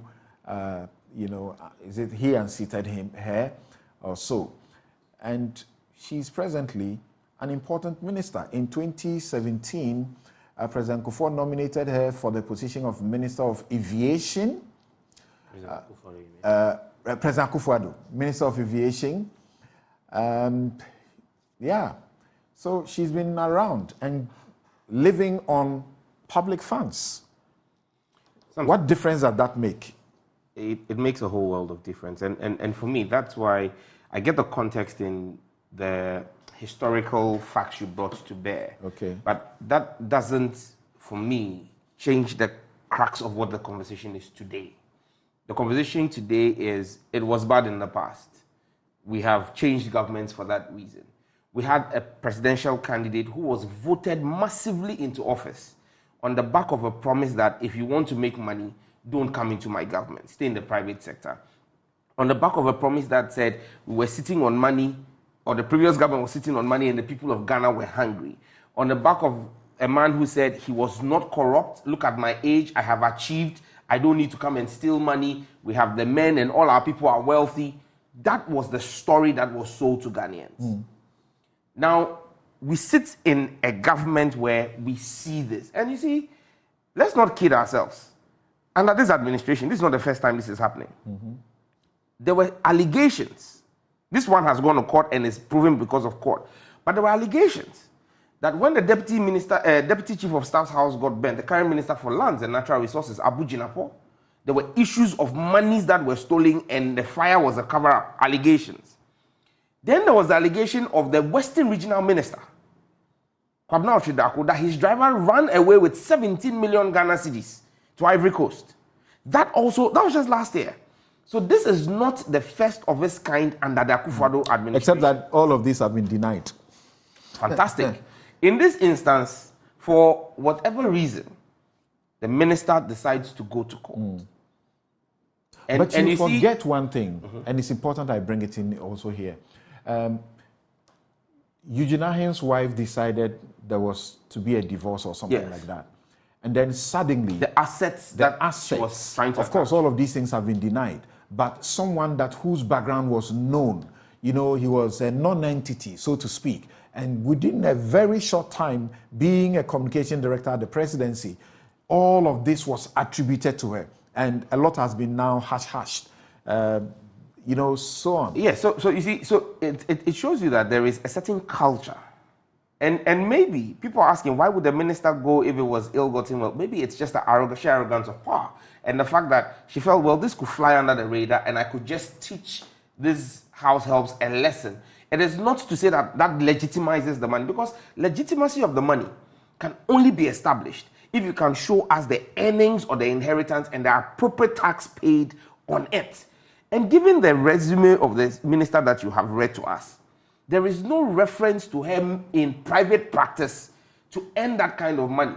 People have tried to bring in a husband. I think that we've established with the... He's an architect. He's said to be wealthy. The question and is, we also told that her late mother was a queen in Asanteman. Can anybody show us the last project the husband as an architect was involved in? What was the value of the project? Well, the money is for her. It's not for her husband. Absolutely. So that argument is moot. If it is her late mother who bequeathed her gold bars, gifts, where's the gift tax? Where is the chain of custody? I mean, and look, even with jewelry, you ought to take it. The safe thing to do would be to take it to a bank for safekeeping and pay for it and pay for the services of the bank. So, look, where we sit now is that we have a president who promised us one thing. But like I've always said, this government has been soundbite presidency because it's about the soundbites, the things that make the news, but they don't walk the talk. And that is where the problem of the Ghanaian people are. That at this point in time, something where we are at the lowest ebb of our economic space, like in the economic space, we are at the lowest. We have to beg to borrow. We have to beg to be considered to qualify to borrow. That's how insolvent we are. And then you have individuals holding this wealth. And in my earlier submission, I said, this is just your baller minister. There are other people in government or associated to government that we've heard rumors of the kinds of things that they do. Don't forget that Madam Cecilia Dapaah's name has never come in the radar of issues around corruption in this government. And then we find this. So those who there are proven cases of corruption that have been cleaned and whitewashed by the president, by investigations, either by investigative journalists or by whistleblowers, either ex-spouses and all, that have been whitewashed by the president, you can then imagine what they are holding. And you then begin to ask yourself, why the cedi is falling and the economy cannot hold? Why the fundamentals are weak and the exchange rate is exposing us? Is because there's very people in government who ought to know better, are rather hoarding the dollar. And you see, it doesn't surprise me. And Samson, if you have friends in government, anybody who knows any top MPP person knows that when they want to do adoye and they want to dash you money, they don't dash you cedi. They dash you dollar. They dash you FX. Because that is what they spend. That is what they carry around. And that is the problem of our country. That the very people who are supposed to help us build the banking system and clean up the mess are actually the mess that we need to clean up.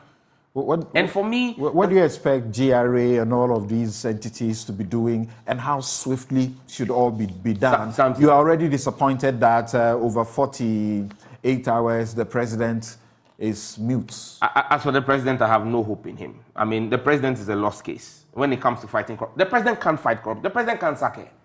Because the president would, in sacking her, the president will be opening himself up. Because, I mean, people will begin to talk. So the president can't touch her. But I expect the OSP to begin to show us that he's independent and will work on this. The GRA will try to, but you know the GRA themselves, over 2 weeks ago, I brought a Safari Tech case against them. They were supposed to respond to public accounts on Wednesday. They have failed to. Because the GRA itself is rotten. So how does the GRA even handle itself? But this matter is one that the special prosecutor, he needs no complaint. We should have seen a letter by now inviting the woman for questioning.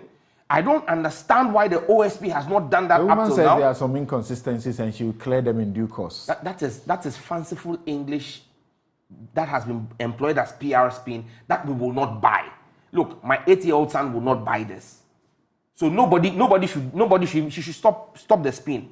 The best thing to do, the honorable thing to do, if she had any honor left, would be to first and foremost resign, and then that statement should be saying that she is willing to cooperate with law enforcement authorities who are willing to investigate her. Is the expectation that in the process... If the money is legitimate, she would subject herself to investigation to establish her innocence. Is it your expectation that in the process, all these cars and houses that have been confiscated from the house helps that stole them will become property of the state? They ought to be property of the state at this point in time, because, you see, when a thief steals from a thief, and I'm not calling anybody a thief here, because until anybody is proven guilty, everybody is presumed innocent. That's the position of our law. But I'm just saying that the also general presumption is when a thief steals from a thief, God doesn't get offended.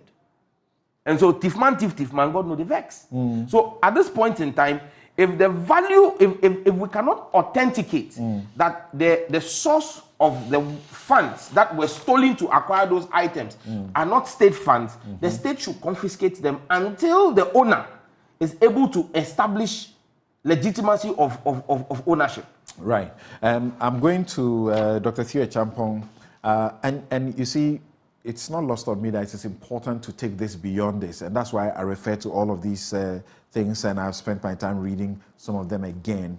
But, Sam George, the CDD did a check and says you need $100 million, to be able to do a campaign that can win you the presidency. Absolutely. Where do the politicians get this money?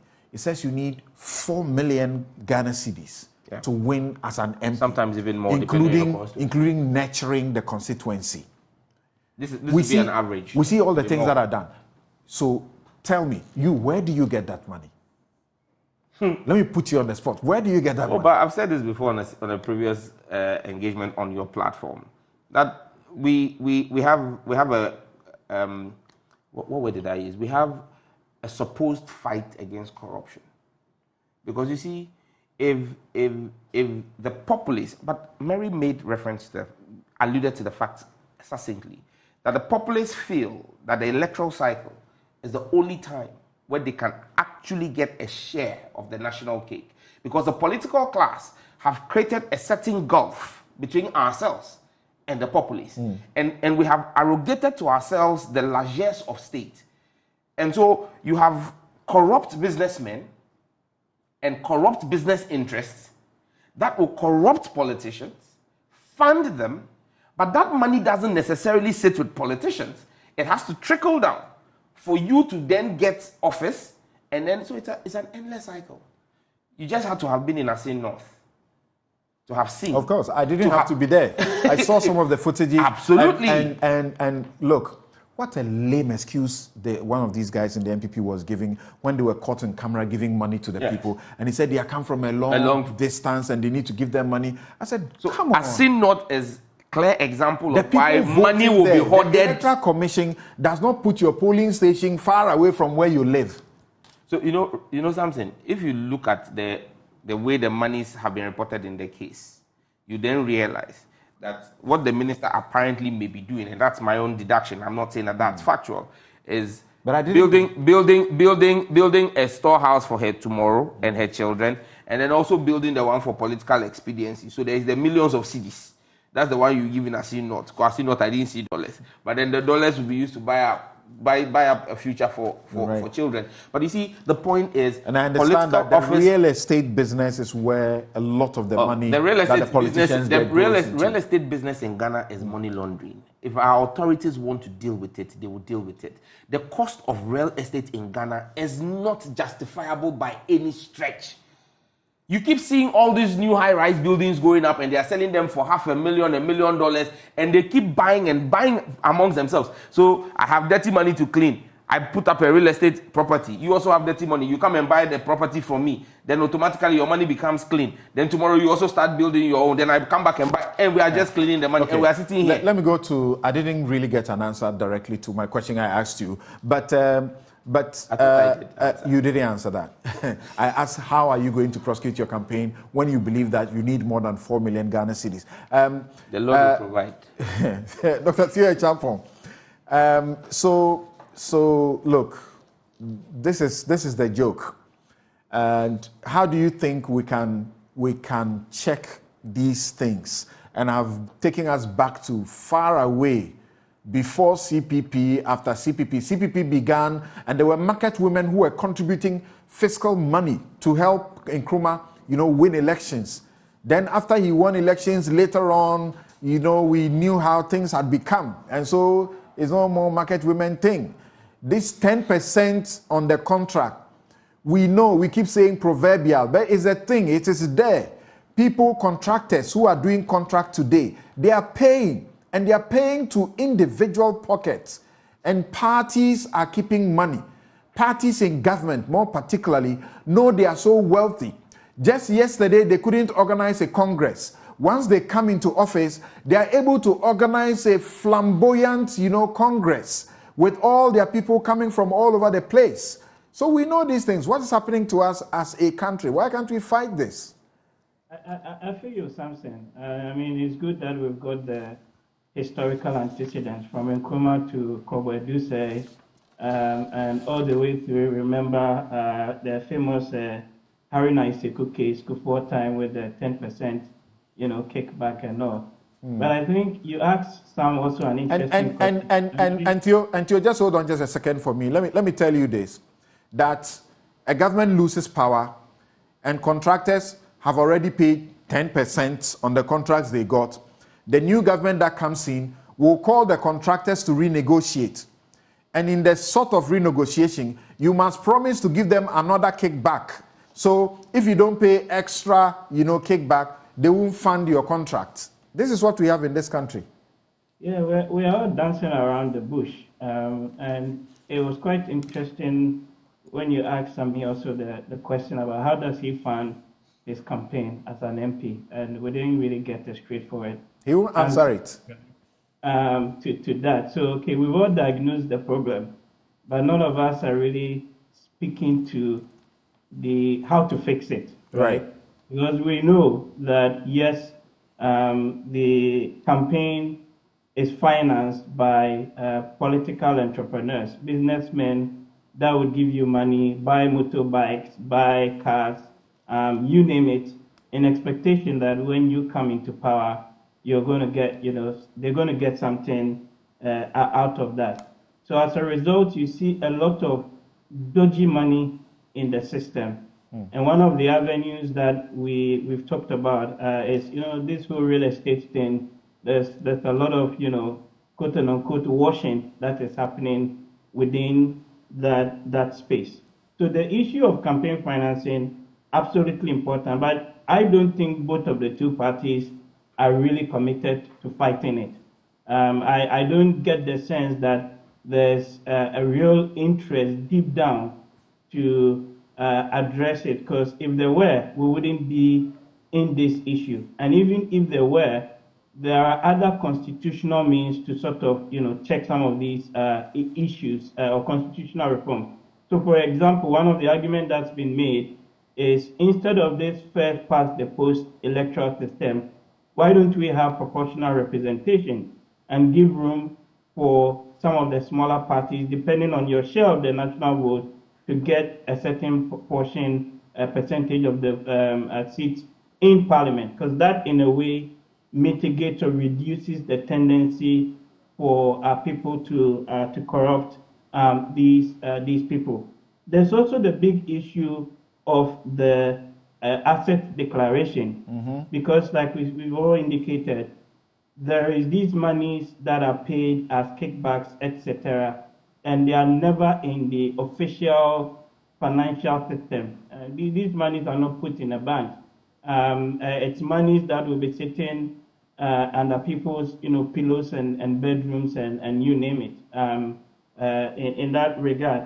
And I think the conduct of the Public Officers Act, the new one, and one which the IMF is pushing for as part of the conditionalities that Ghana has got to meet under the new program, is very important. Because when you read that IMF document on page 22 or paragraph 43, it says, there's a quote there, that the performance in government effectiveness, regulatory quality, and control of corruption, very important, have deteriorated over the last 10 years.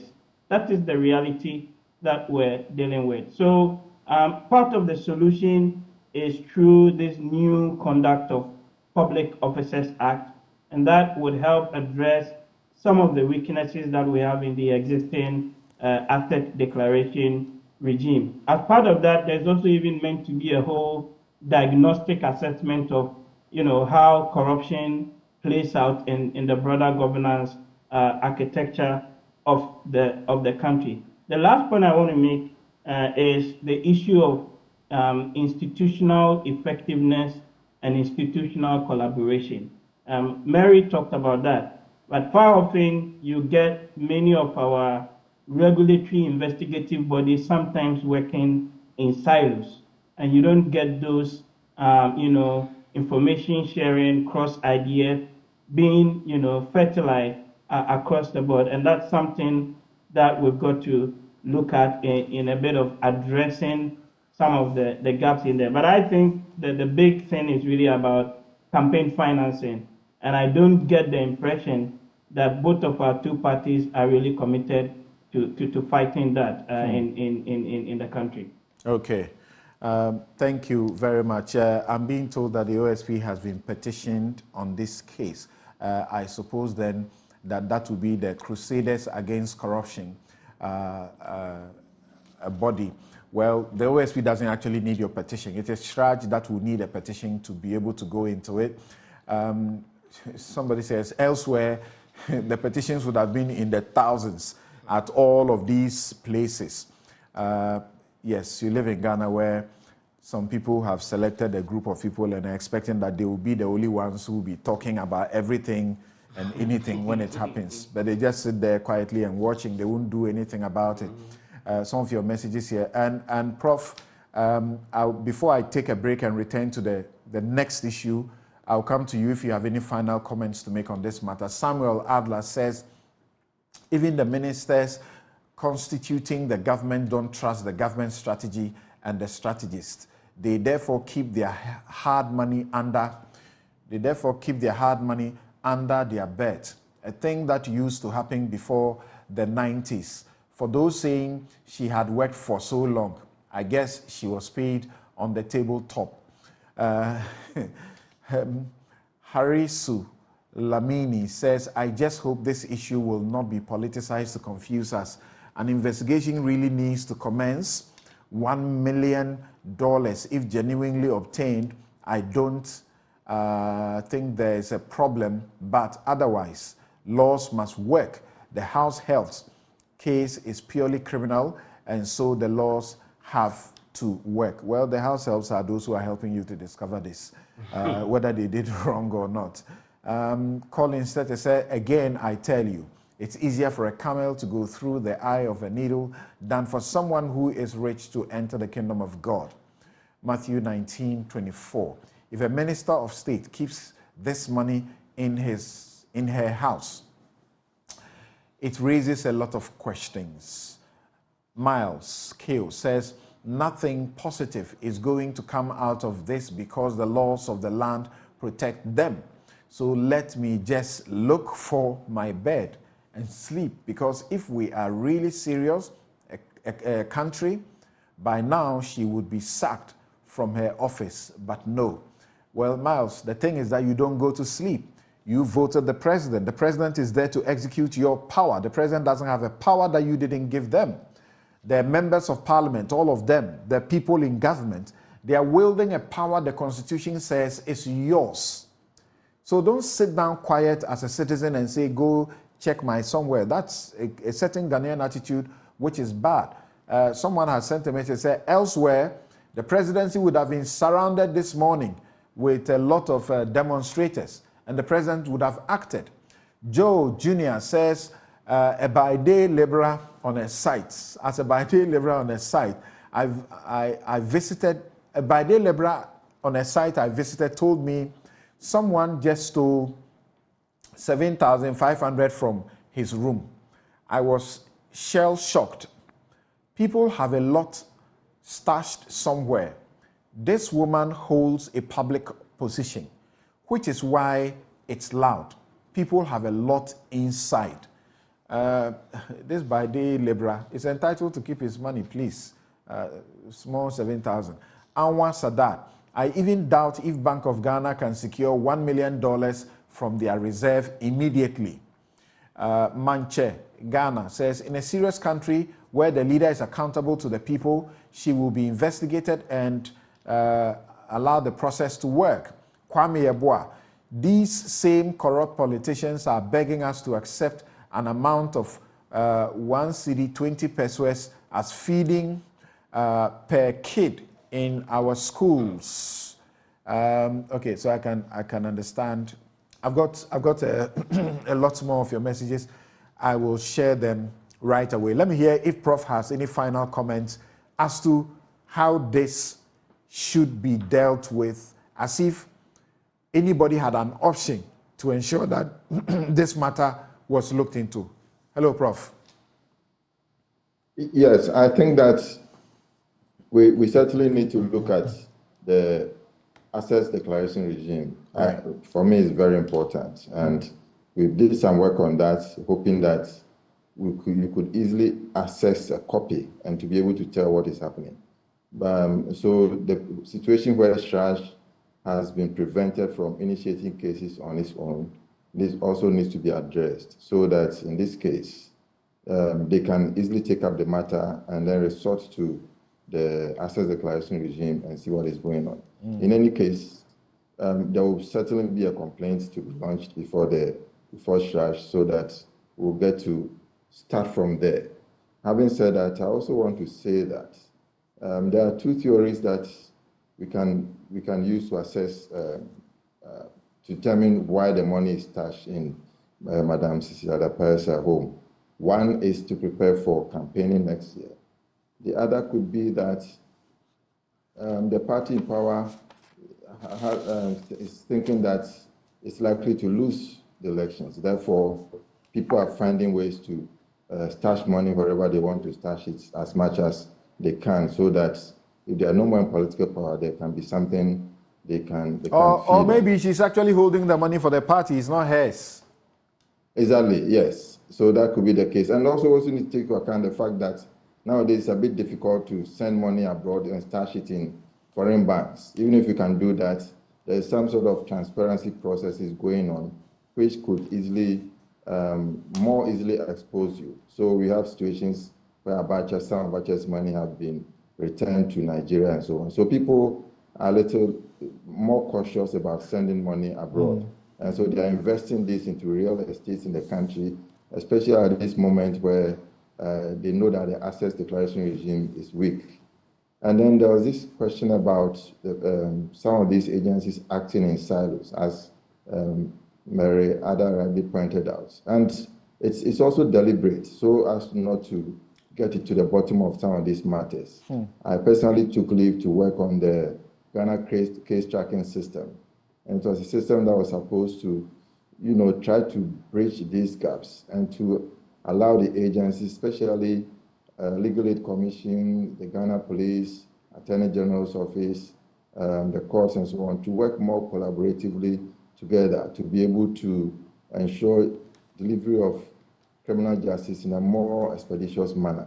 But after a few years after the project was completed, it has more or less become a white elephant. And so if we really want to fight corruption, we need to look at these factors.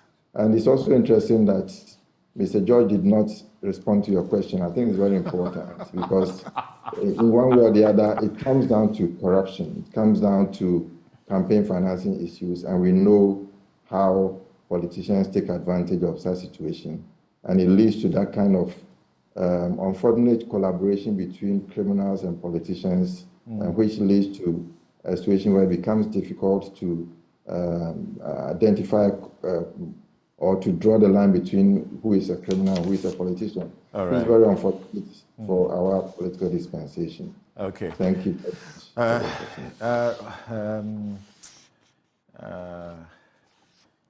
One of my producers tells me that she's not the party's accountant. Why would she keep the party's money?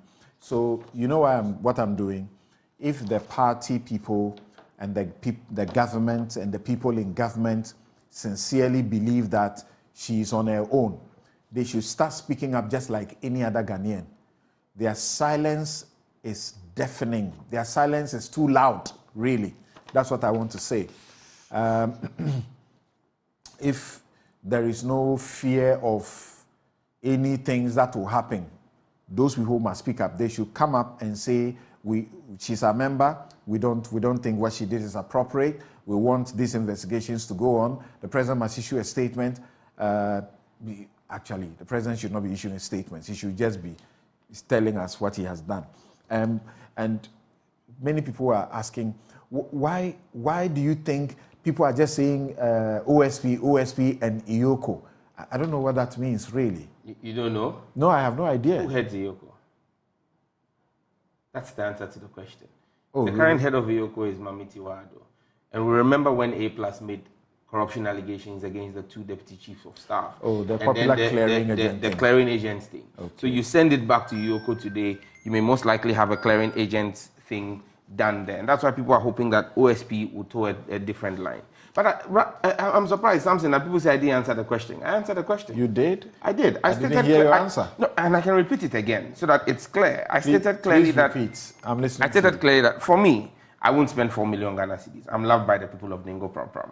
So I don't need to spend 4 million Ghana cedis. But clearly, I've stated that there are always business interests who would want to support. You go around to try and raise funds. You go to people to raise funds. The question is, are you minded by your integrity on where you go to for money and the strings attached to that money? Because don't forget, there is no free lunch in Freetown. And same applies to you when you take the money from them. Oh, absolutely. Really? Okay. But like I said, I'm loved by the people of Ningo Pram Pram. And let me say a very big thank you to them for the love they show to me. I don't need to spend 4 million Ghana cedis. Okay, so we'll go to the next issue, but I can assure you the tons of messages you are bringing on this issue, we'll be reading them even though we'll be discussing some other issues. Most Ghanaians are principleless. You are defending this even in the rich countries where citizens live good. This would be a serious issue that will lead to her arrest, investigation, and if possible, prosecution.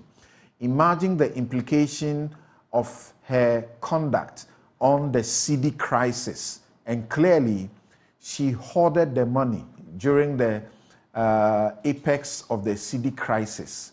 Is that what you expect from your minister, who is supposed to be patriotic? Sick country. Alhaji Suleiman sent in that one. I told you there are many messages like this, and people are saying, have I heard what Boache Jako has been saying about why he got into trouble with the Ameri power plant? We should read. It's not too far away. The people are making confessions about how they are stealing your money. We'll be right back. This is Newsfile.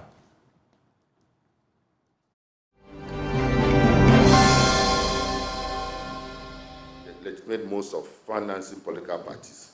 But the fact still remains that the manner and source of our funding creates room for corruption.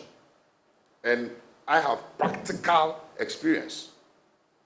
We came into power, I was appointed as Minister of Youth and Sports, and I was confronted with JIDA. Now, JIDA was started by the previous government, NPP, it was NYEP. And the way it was started as a pilot program. So there were no proper institutions in place. The systems were not in place, and it was virtually a free-for-all. We came to power, we expanded it, and people took advantage of the weaknesses in the system. So by the time I took office, it was virtually a mess, and the president said, clean it up. So with characteristic zeal, I also started, clean up. Hey, that was when my problem started. It wasn't easy. And it was a very awkward, difficult situation, because most of the service provided were people that I knew personally, and there were people that had supported us, and I know they support both sides.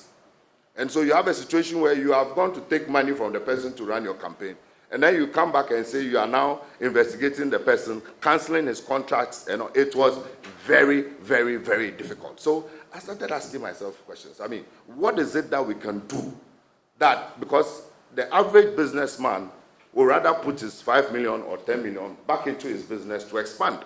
But we go to them and put pressure on them. We need money, we need money. And indeed, we do need money. And then afterwards, when we take the money from them, they are business people, they are not charities. So they have to recoup their money. And when they now do things and then we now turn back and say we are investigating them, then what are we doing? Are we deceiving ourselves? So for me, you've heard about Bost. An MP was very honest and frank. He said the Bost man cannot be sacked because he contributed heavily. Right, thank you very much. But for one perspective, I need to state that because it's important, that when it came to the two deputy chiefs of staff, right, and the matter of they being cleared and Mamitiwa Dodankwa being involved, we also must remember that Shraj also dealt with the matter and cleared the Asenso Boachi and Abu Jinapo of any wrongdoing. Now, the next issue we are canvassing for you has to do with the fact that Parliament has been held hostage, according to the majority members, by the minority because they say Jachikwe Singh is being persecuted.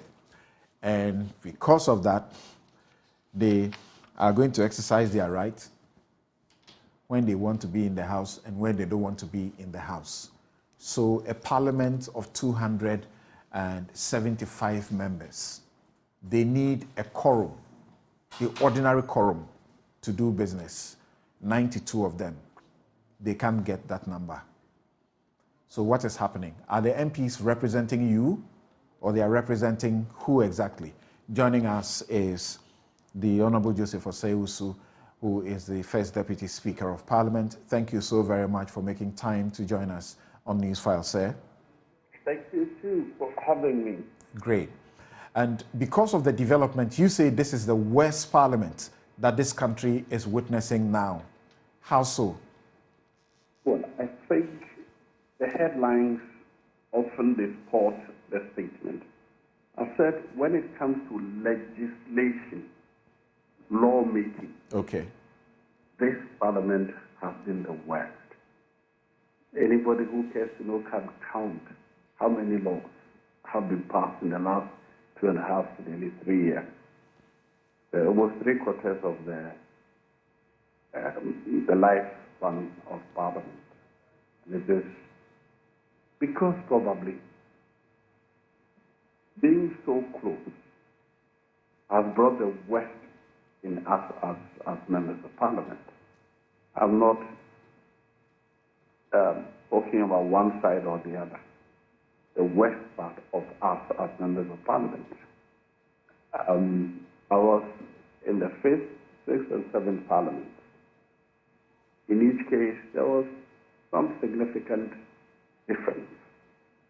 But I do know that any party in government would always have challenges because some of your members are ministers, committee chairs. They often have to do some parliamentary business outside of Parliament. But it has always been the practice that once the leaders agree that this business will be done, the backbench does not come in and ruffle the feathers or raise quarrels. Those are the things I'm talking about. The kind of cooperation and negotiated arrangements by which Parliament were able to deliver its mandate appears to be missing in this Parliament. And unfortunately, as a result of that, they'll be able to do very little in terms of legislation. Mm. You certainly are very disappointed in the recent developments by the minority to decide that the way to protest what they deem persecution of Jachi Kwesing. In fact, they've added the minority leader as well, who is also standing trial, that any day the courts are going to hear their matters, they will be there. And now we know that Jachi Kwesing's matter will be heard every day. So it means every day they won't come to Parliament. And we discover that initially they were going. So even without the requisite quorate numbers, you were able to do business because by the procedure, until anybody raises the issue, you can continue. Now they have tactically decided that a couple of their members will come into the House just to raise the fact that there's no quorum. So you are not going to have to be able to do any work. This will affect government. My disappointment is not in any one side. My disappointment is in the members of Parliament. Assuming, just for the purposes of argument, that the minority decides not to come to Parliament for the rest of the year. The majority has sufficient numbers to do business in the House. So I would not blame the minority for any failure to do business. I'm saying that if there's a failure to do business, it is because members of Parliament, and I'm not divided into minority and majority. Okay. We need 92 members to be present, and we need 138 members, 92 for ordinary business, 138 members to take a decision. In each case, the majority has that number. So you cannot blame the minority for not coming when you cannot mobilize your own members to be present to have business. I sometimes, unfortunately, as I said, the headline people add what you haven't said to suit their own purpose. But I've never blamed the minority. Okay. If there's a failure, it is a failure of members of Parliament, including members on the majority. Our responsibility, first and foremost, is to be true to our oath. All right. I do know sometimes that mischief frustrates and deliberate mischief do frustrate the work of business. I know, for example, that on last Wednesday, about 4 committees were sitting. The public account was sitting. The subsidiary legislation was sitting. And I think another one, energy or one of others. So there was sufficient number of MPs in the presence of Parliament. But because we are divided into different activities, all parliamentary business, there were not sufficient numbers in the chamber to be able to perform the duties. Now that has been my dilemma. And I ask the leaders to think about it. If you look through the votes and proceedings, you will see members present, 201. Then in the same votes and proceedings, you see quorum. But because there was not sufficient members in Parliament, the Speaker has to bring proceedings to a close. The same document. One says 201 of you are present in Parliament, and then one says that you couldn't have 92 of you to be present. So that's dilemma. And I'm saying that in the past, we have gone around this by, let's say that, an arrangement between leaders. Once the leaders of the sides agree that this business, we must do it completed, the backbench doesn't come in to raise quorum. Indeed, even if we did, and I used to try to do that often, my leaders would tell me, no, stop, we have agreed to do this. Indeed, some of our senior members had complaints with the freshmen that the minority leader, the now majority leader, is too compromising. We should not be allowing that. But then he called us and said, listen, government business must go on. We must state our position, state our alternatives to the Ghanaian people. But those who have been given the mandate must be allowed to work. Okay. That is what was ingrained in my mind and still is ingrained in my mind today. Kindly hold on for me. I'm coming to you back to you briefly to tell us from where you stand, and more particularly because of your hallowed office of the First Deputy Speaker, what is the solution? Because Joe Jachikwesin will go to court every day. Ato Forsen will also be going to court, and the minority have not changed their position. They are rather seeking to improve their tactics in the way they have to function. So how will you ensure that government business does not suffer in this regard? And when I say government business, we're talking about business for the state, not for so-called MPP forming a government. We are affected. So, Sam George, how is this justified? I note that, for example, in 2016, there was a postponement of debate of the budget, not once, twice, because of the questions of quorum. This has happened over and again. Each speaker has had to complain. I'm on the Parliament's website.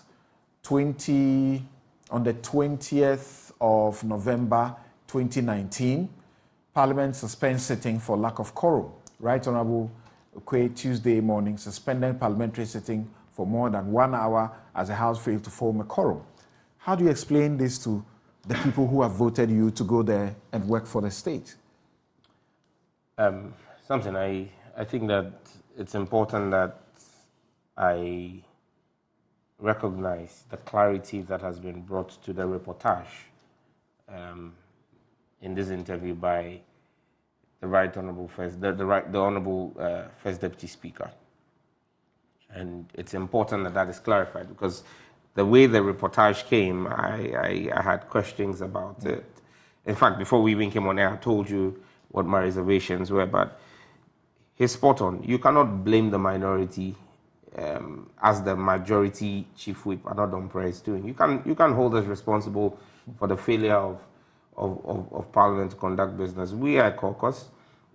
We have taken a decision that says that so long as you persecute our members, we would take this position. Don't forget that we've had members of this caucus in court, and we've conducted government business. When Mahama Yariga was being prosecuted by the then special prosecutor, Martin Amidu, we proceeded to continue government business.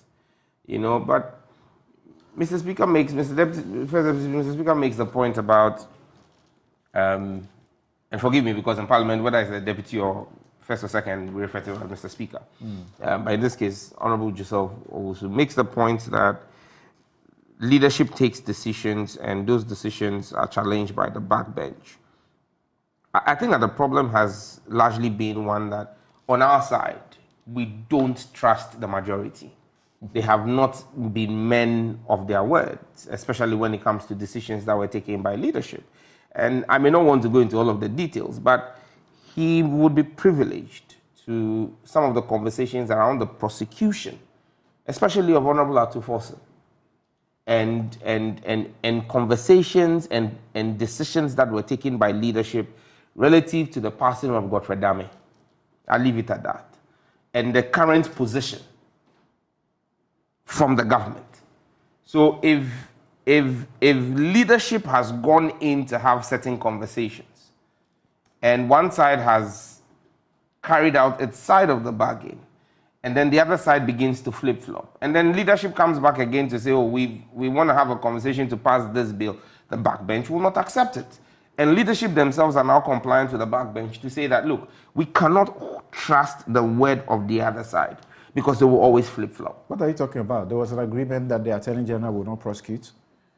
I said I won't go into the details of it. Prosecution is a political decision. And Absolutely. The office of the Attorney General is a political office. Yes. Because he's not only the Attorney General, but he's also a Minister for Justice, yes. So what are you telling us? You are coding something. I'm saying that the problem in Parliament today, in this 8th Parliament, is simply the inability of the MPP side to stick to whatever bargains that have been made over and over again. And if you remember, the former minority leader, Haruna Idrisu, has had course on the floor of the House to tell Chairman Sambonsu, majority leader, that this is not what we agreed to. This is not what we discussed in conclave, because Che will come on the floor and change his position. And the same thing is happening now, even with Atu. And so when the backbench takes the position and says that, look, we will not cooperate with the government side, we've taken that position. Every decision you take comes at a political cost. And I've seen Dr. Rashid's comments about our position and all of that. We are minded by that. But the failure of government to conduct its business is not because of the minority. It's simply because the members of the government side, the majority in Parliament, have decided to put the campaign of Alan Chemantin Kennedy Japan and Dr. Mahmoud Baumia above government parliamentary business. They are not able to make the 92 members because their members of Parliament are on the field campaigning for their presidential candidates. And now they are also beginning to look at preparing themselves for their own parliamentary primaries. That is where the crux of the matter is. And so you see, in this situation, the government side would need to realize that you can't use threats, you can't use, like Another Umpire is doing, you can't use the approach, Another Umpire's approach to this matter of holding press conferences and calling people out will not solve the problem. I just mentioned to you 2016. You know who was in government? NDC was in government. What was the parliament like? At that time, it was also a similar situation. No, it wasn't. It was a similar situation. You didn't have this kind of parliament. No, the margins were, the numbers, the gap wasn't that big. You had the majority. We had a majority of about 19 seats or not. Twice the House was suspended, debate was postponed because you couldn't raise the numbers to debate the budget. Absolutely. I'm not running away from that. That is a matter of history. That happened. What happened? The NDC brought its numbers in. Ministers were asked to come in and come and take part in the debates. The debates proceeded. So you know that ministers, because at least majority of the ministers must come from Parliament according to the constitutional arrangements. Ministers have a duty. Some are traveling. You can't take that away from How many them. ministers does the MPP have? Some are traveling. How many ministers do you have from So Parliament? this is bound to happen. Even if they had 50 members from Parliament, even if they had 50, at least that should give them at least another 50 out of 138. They should have 88. Then they will need only 4 NDC. Are you not being unreasonable? If Judge Kwesing, and he has a lot of support in the country and elsewhere, that he should not be prosecuted, there's no point in the prosecution. Atufo saying that he's not guilty of anything. Why don't you allow them? Because Colin Dowda is part of it. Why don't you allow them to go through the process? And they have very good lawyers. Why don't you allow them to go through the process and assert their innocence? Because we feel that this is not a prosecution, it's a persecution. You see, the crux of the matter, even with Judge Kwesing, is not even the fact of the prosecution, it's the daily nature of it. And that's our problem. Look, Namuan is walking free. How long has that prosecution been ongoing? Kwesi Nyantechi. How long has that prosecution been ongoing? So what is the expediency of prosecuting Judge Kwesing on a daily basis? If you let me and my colleagues on the NDC side understand what the existential value of a daily prosecution of Judge Kwesing is, a man who has, look, the man has set history. He's been elected twice in one constituency in the space of 3 years in the same parliament. Let us understand what the value of the daily prosecution is. Then we'll appreciate it. Atufosin had been going to court. We weren't boycotting the situation. That's right. The trigger for this is the daily prosecution of Judge Kwesing. Which is not against law. Which is not against the law. But it's a political decision. And so we are also taking a political decision. The NPP cannot arrogate to itself the powers to determine how the NDC must operate. The NPP cannot say that they can take a political decision and the NDC should not take a political decision. The NDC is not a church. We're a party. We're a political party. We're not a religious organization. And so we take political decisions. Let me go to Dr. Theo Champong.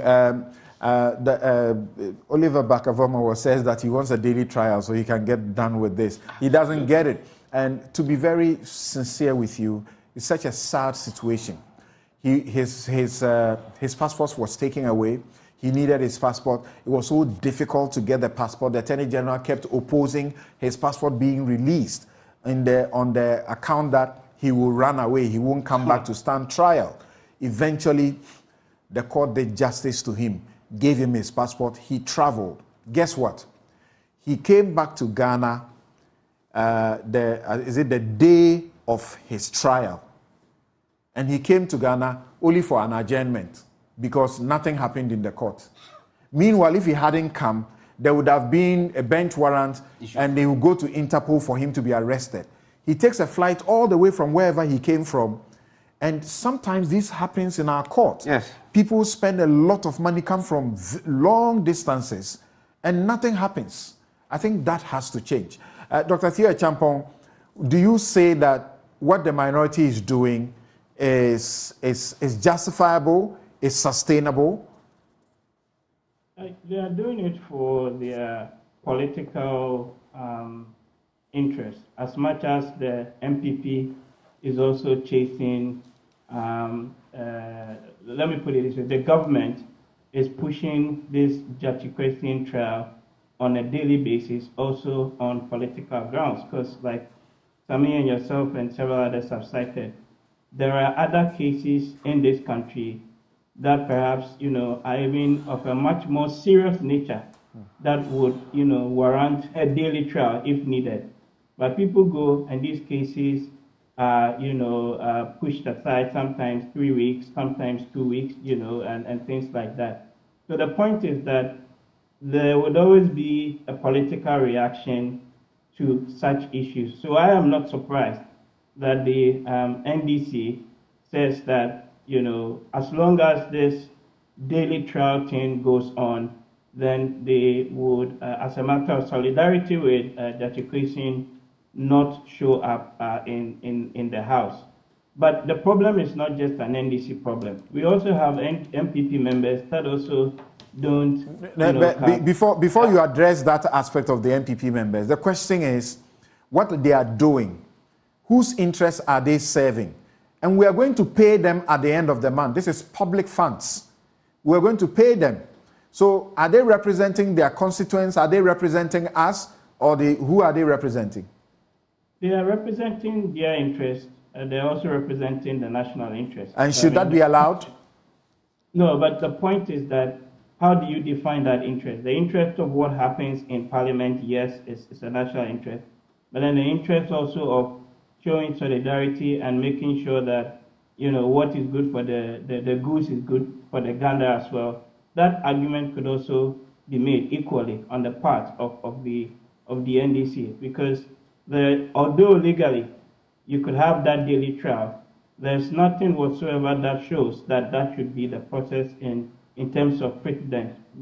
People go to court, cases are adjourned for 2-3 weeks, you name it. So why the rush in this particular instance? So they could also argue that on the basis of national interest and public interest, what they're doing is right. It's neither here nor there. But the big thing for me going forward is that these delays would probably become the norm as we go into the election year, right? Everybody suddenly is getting into campaign mode.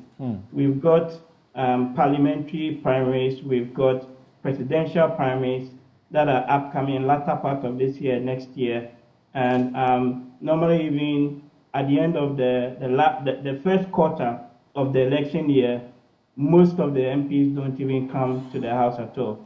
So of course, parliamentary business is going to stall. 13 key bills, acts, and things that have to be passed, including what we were just discussing a few moments ago, the new Public Officers Conduct Act, which is part of the IMF conditionalities, may be stalled. That is the challenge that we're dealing with. But for me, like I said, I don't think it's necessarily an NDC problem. There are people on the MPP side also that don't turn up, and therefore you don't have the quorum being formed. And it's also, of course, if you've got a hung parliament with almost equal numbers on each side, there's always going to be a lot of backroom horse trading and things like that. So to the extent that one side of the party feels that you're not honoring the deal or the bargains that have been made, they would use whatever trick is at their disposal to stall parliamentary business. And it's, of course, Ghanaians that would, take the heat or the effect of those stalled legislative decisions going forward. But I worry, like I've indicated, that this may become the norm going into next year, and a lot of key bills will be stalled. Thank you very much, Dr. Theo Champong. I'll now get back to the First Deputy Speaker, Joe Wise. So there must be consensus somehow, because whatever happens, it is the government, the people that suffer because of the lack of work in an important chamber like Parliament. What are you doing in this direction? Well, before I get there, let me make my point about... We have just about 2 minutes to close. Very well. Just about this alleged all right. Interference in the judiciary. First, it is my point never to interfere in judiciary matters. But I also want to put on record that I'm totally opposed to any mindset that tries to put the political class above the criminal law of the country. That is why I decline to say anything at all regarding constitutional members of Parliament or any politician. But the true situation we need is the minority has taken their position. We want you to stop ABCD. If you don't stop, we will not come. Fine. The power to stop that is not in Parliament. So I don't know who in Parliament has promised anybody anything. I'm not privy to any of those. What Parliament can do, if it wants business done, is to make sure that its members, the majority, its members come to the floor of the House to do the work. If we don't do the work, we can't blame anybody. We are 138, sufficient to do anything that we must do. If we don't do it, we have no business. It lies ill in our mouth to blame anybody else. That's my position. So going into this week in Parliament, we expect that what transpired will continue to repeat itself. Maybe then you should declare the House suspended until such a time that the cases are over. Well, it shouldn't be the case. If we want to do the work, we are capable of doing the work. If they may change their position, but we should not stake government work on the minority. I mean, wait until they change their position. Why are we called the majority, even if it is 1%? It means that we have sufficient numbers to do the work of the Parliament. No business. I believe strongly in agreeing, but as he's saying, maybe some assurances have been given to them which have not been met. I'm not aware of that. I'm not aware of any agreement, or I've been part of business of the day, which I'm presiding and sit through with the leaders. We agree with CCDE. Okay. And then when we come into the chamber, things change. Thank you very much, Joseph Oseus, who is the first Deputy Speaker of the Parliament of the Republic of Ghana. Manche Bruce in Takrady says, I think the President must crack the whip with immediate alacrity. The Minister must be made to step aside. My guests have been Mary Ada, Acting Executive Director, Ghana Integrity Initiative. Dr. Theo Echampong is economist and risk analyst, political risk analyst. Kwejo Appiah-Tria is Associate Professor of Law, University of Ghana, Legon. Samuel Nete George, MP, Ningo Pram, Deputy Ranking Member, Communications Committee of Parliament, and Member, Public Accounts Committee of Parliament. As for the Communications Committee, without him, it looks like that committee doesn't exist. I'm flattered. I'm serious about that. My outfit, as always, is by Habil Scruter. You can find them at Ajiringano Gate. You can call them 0200 84 1988. 0200 84 1988.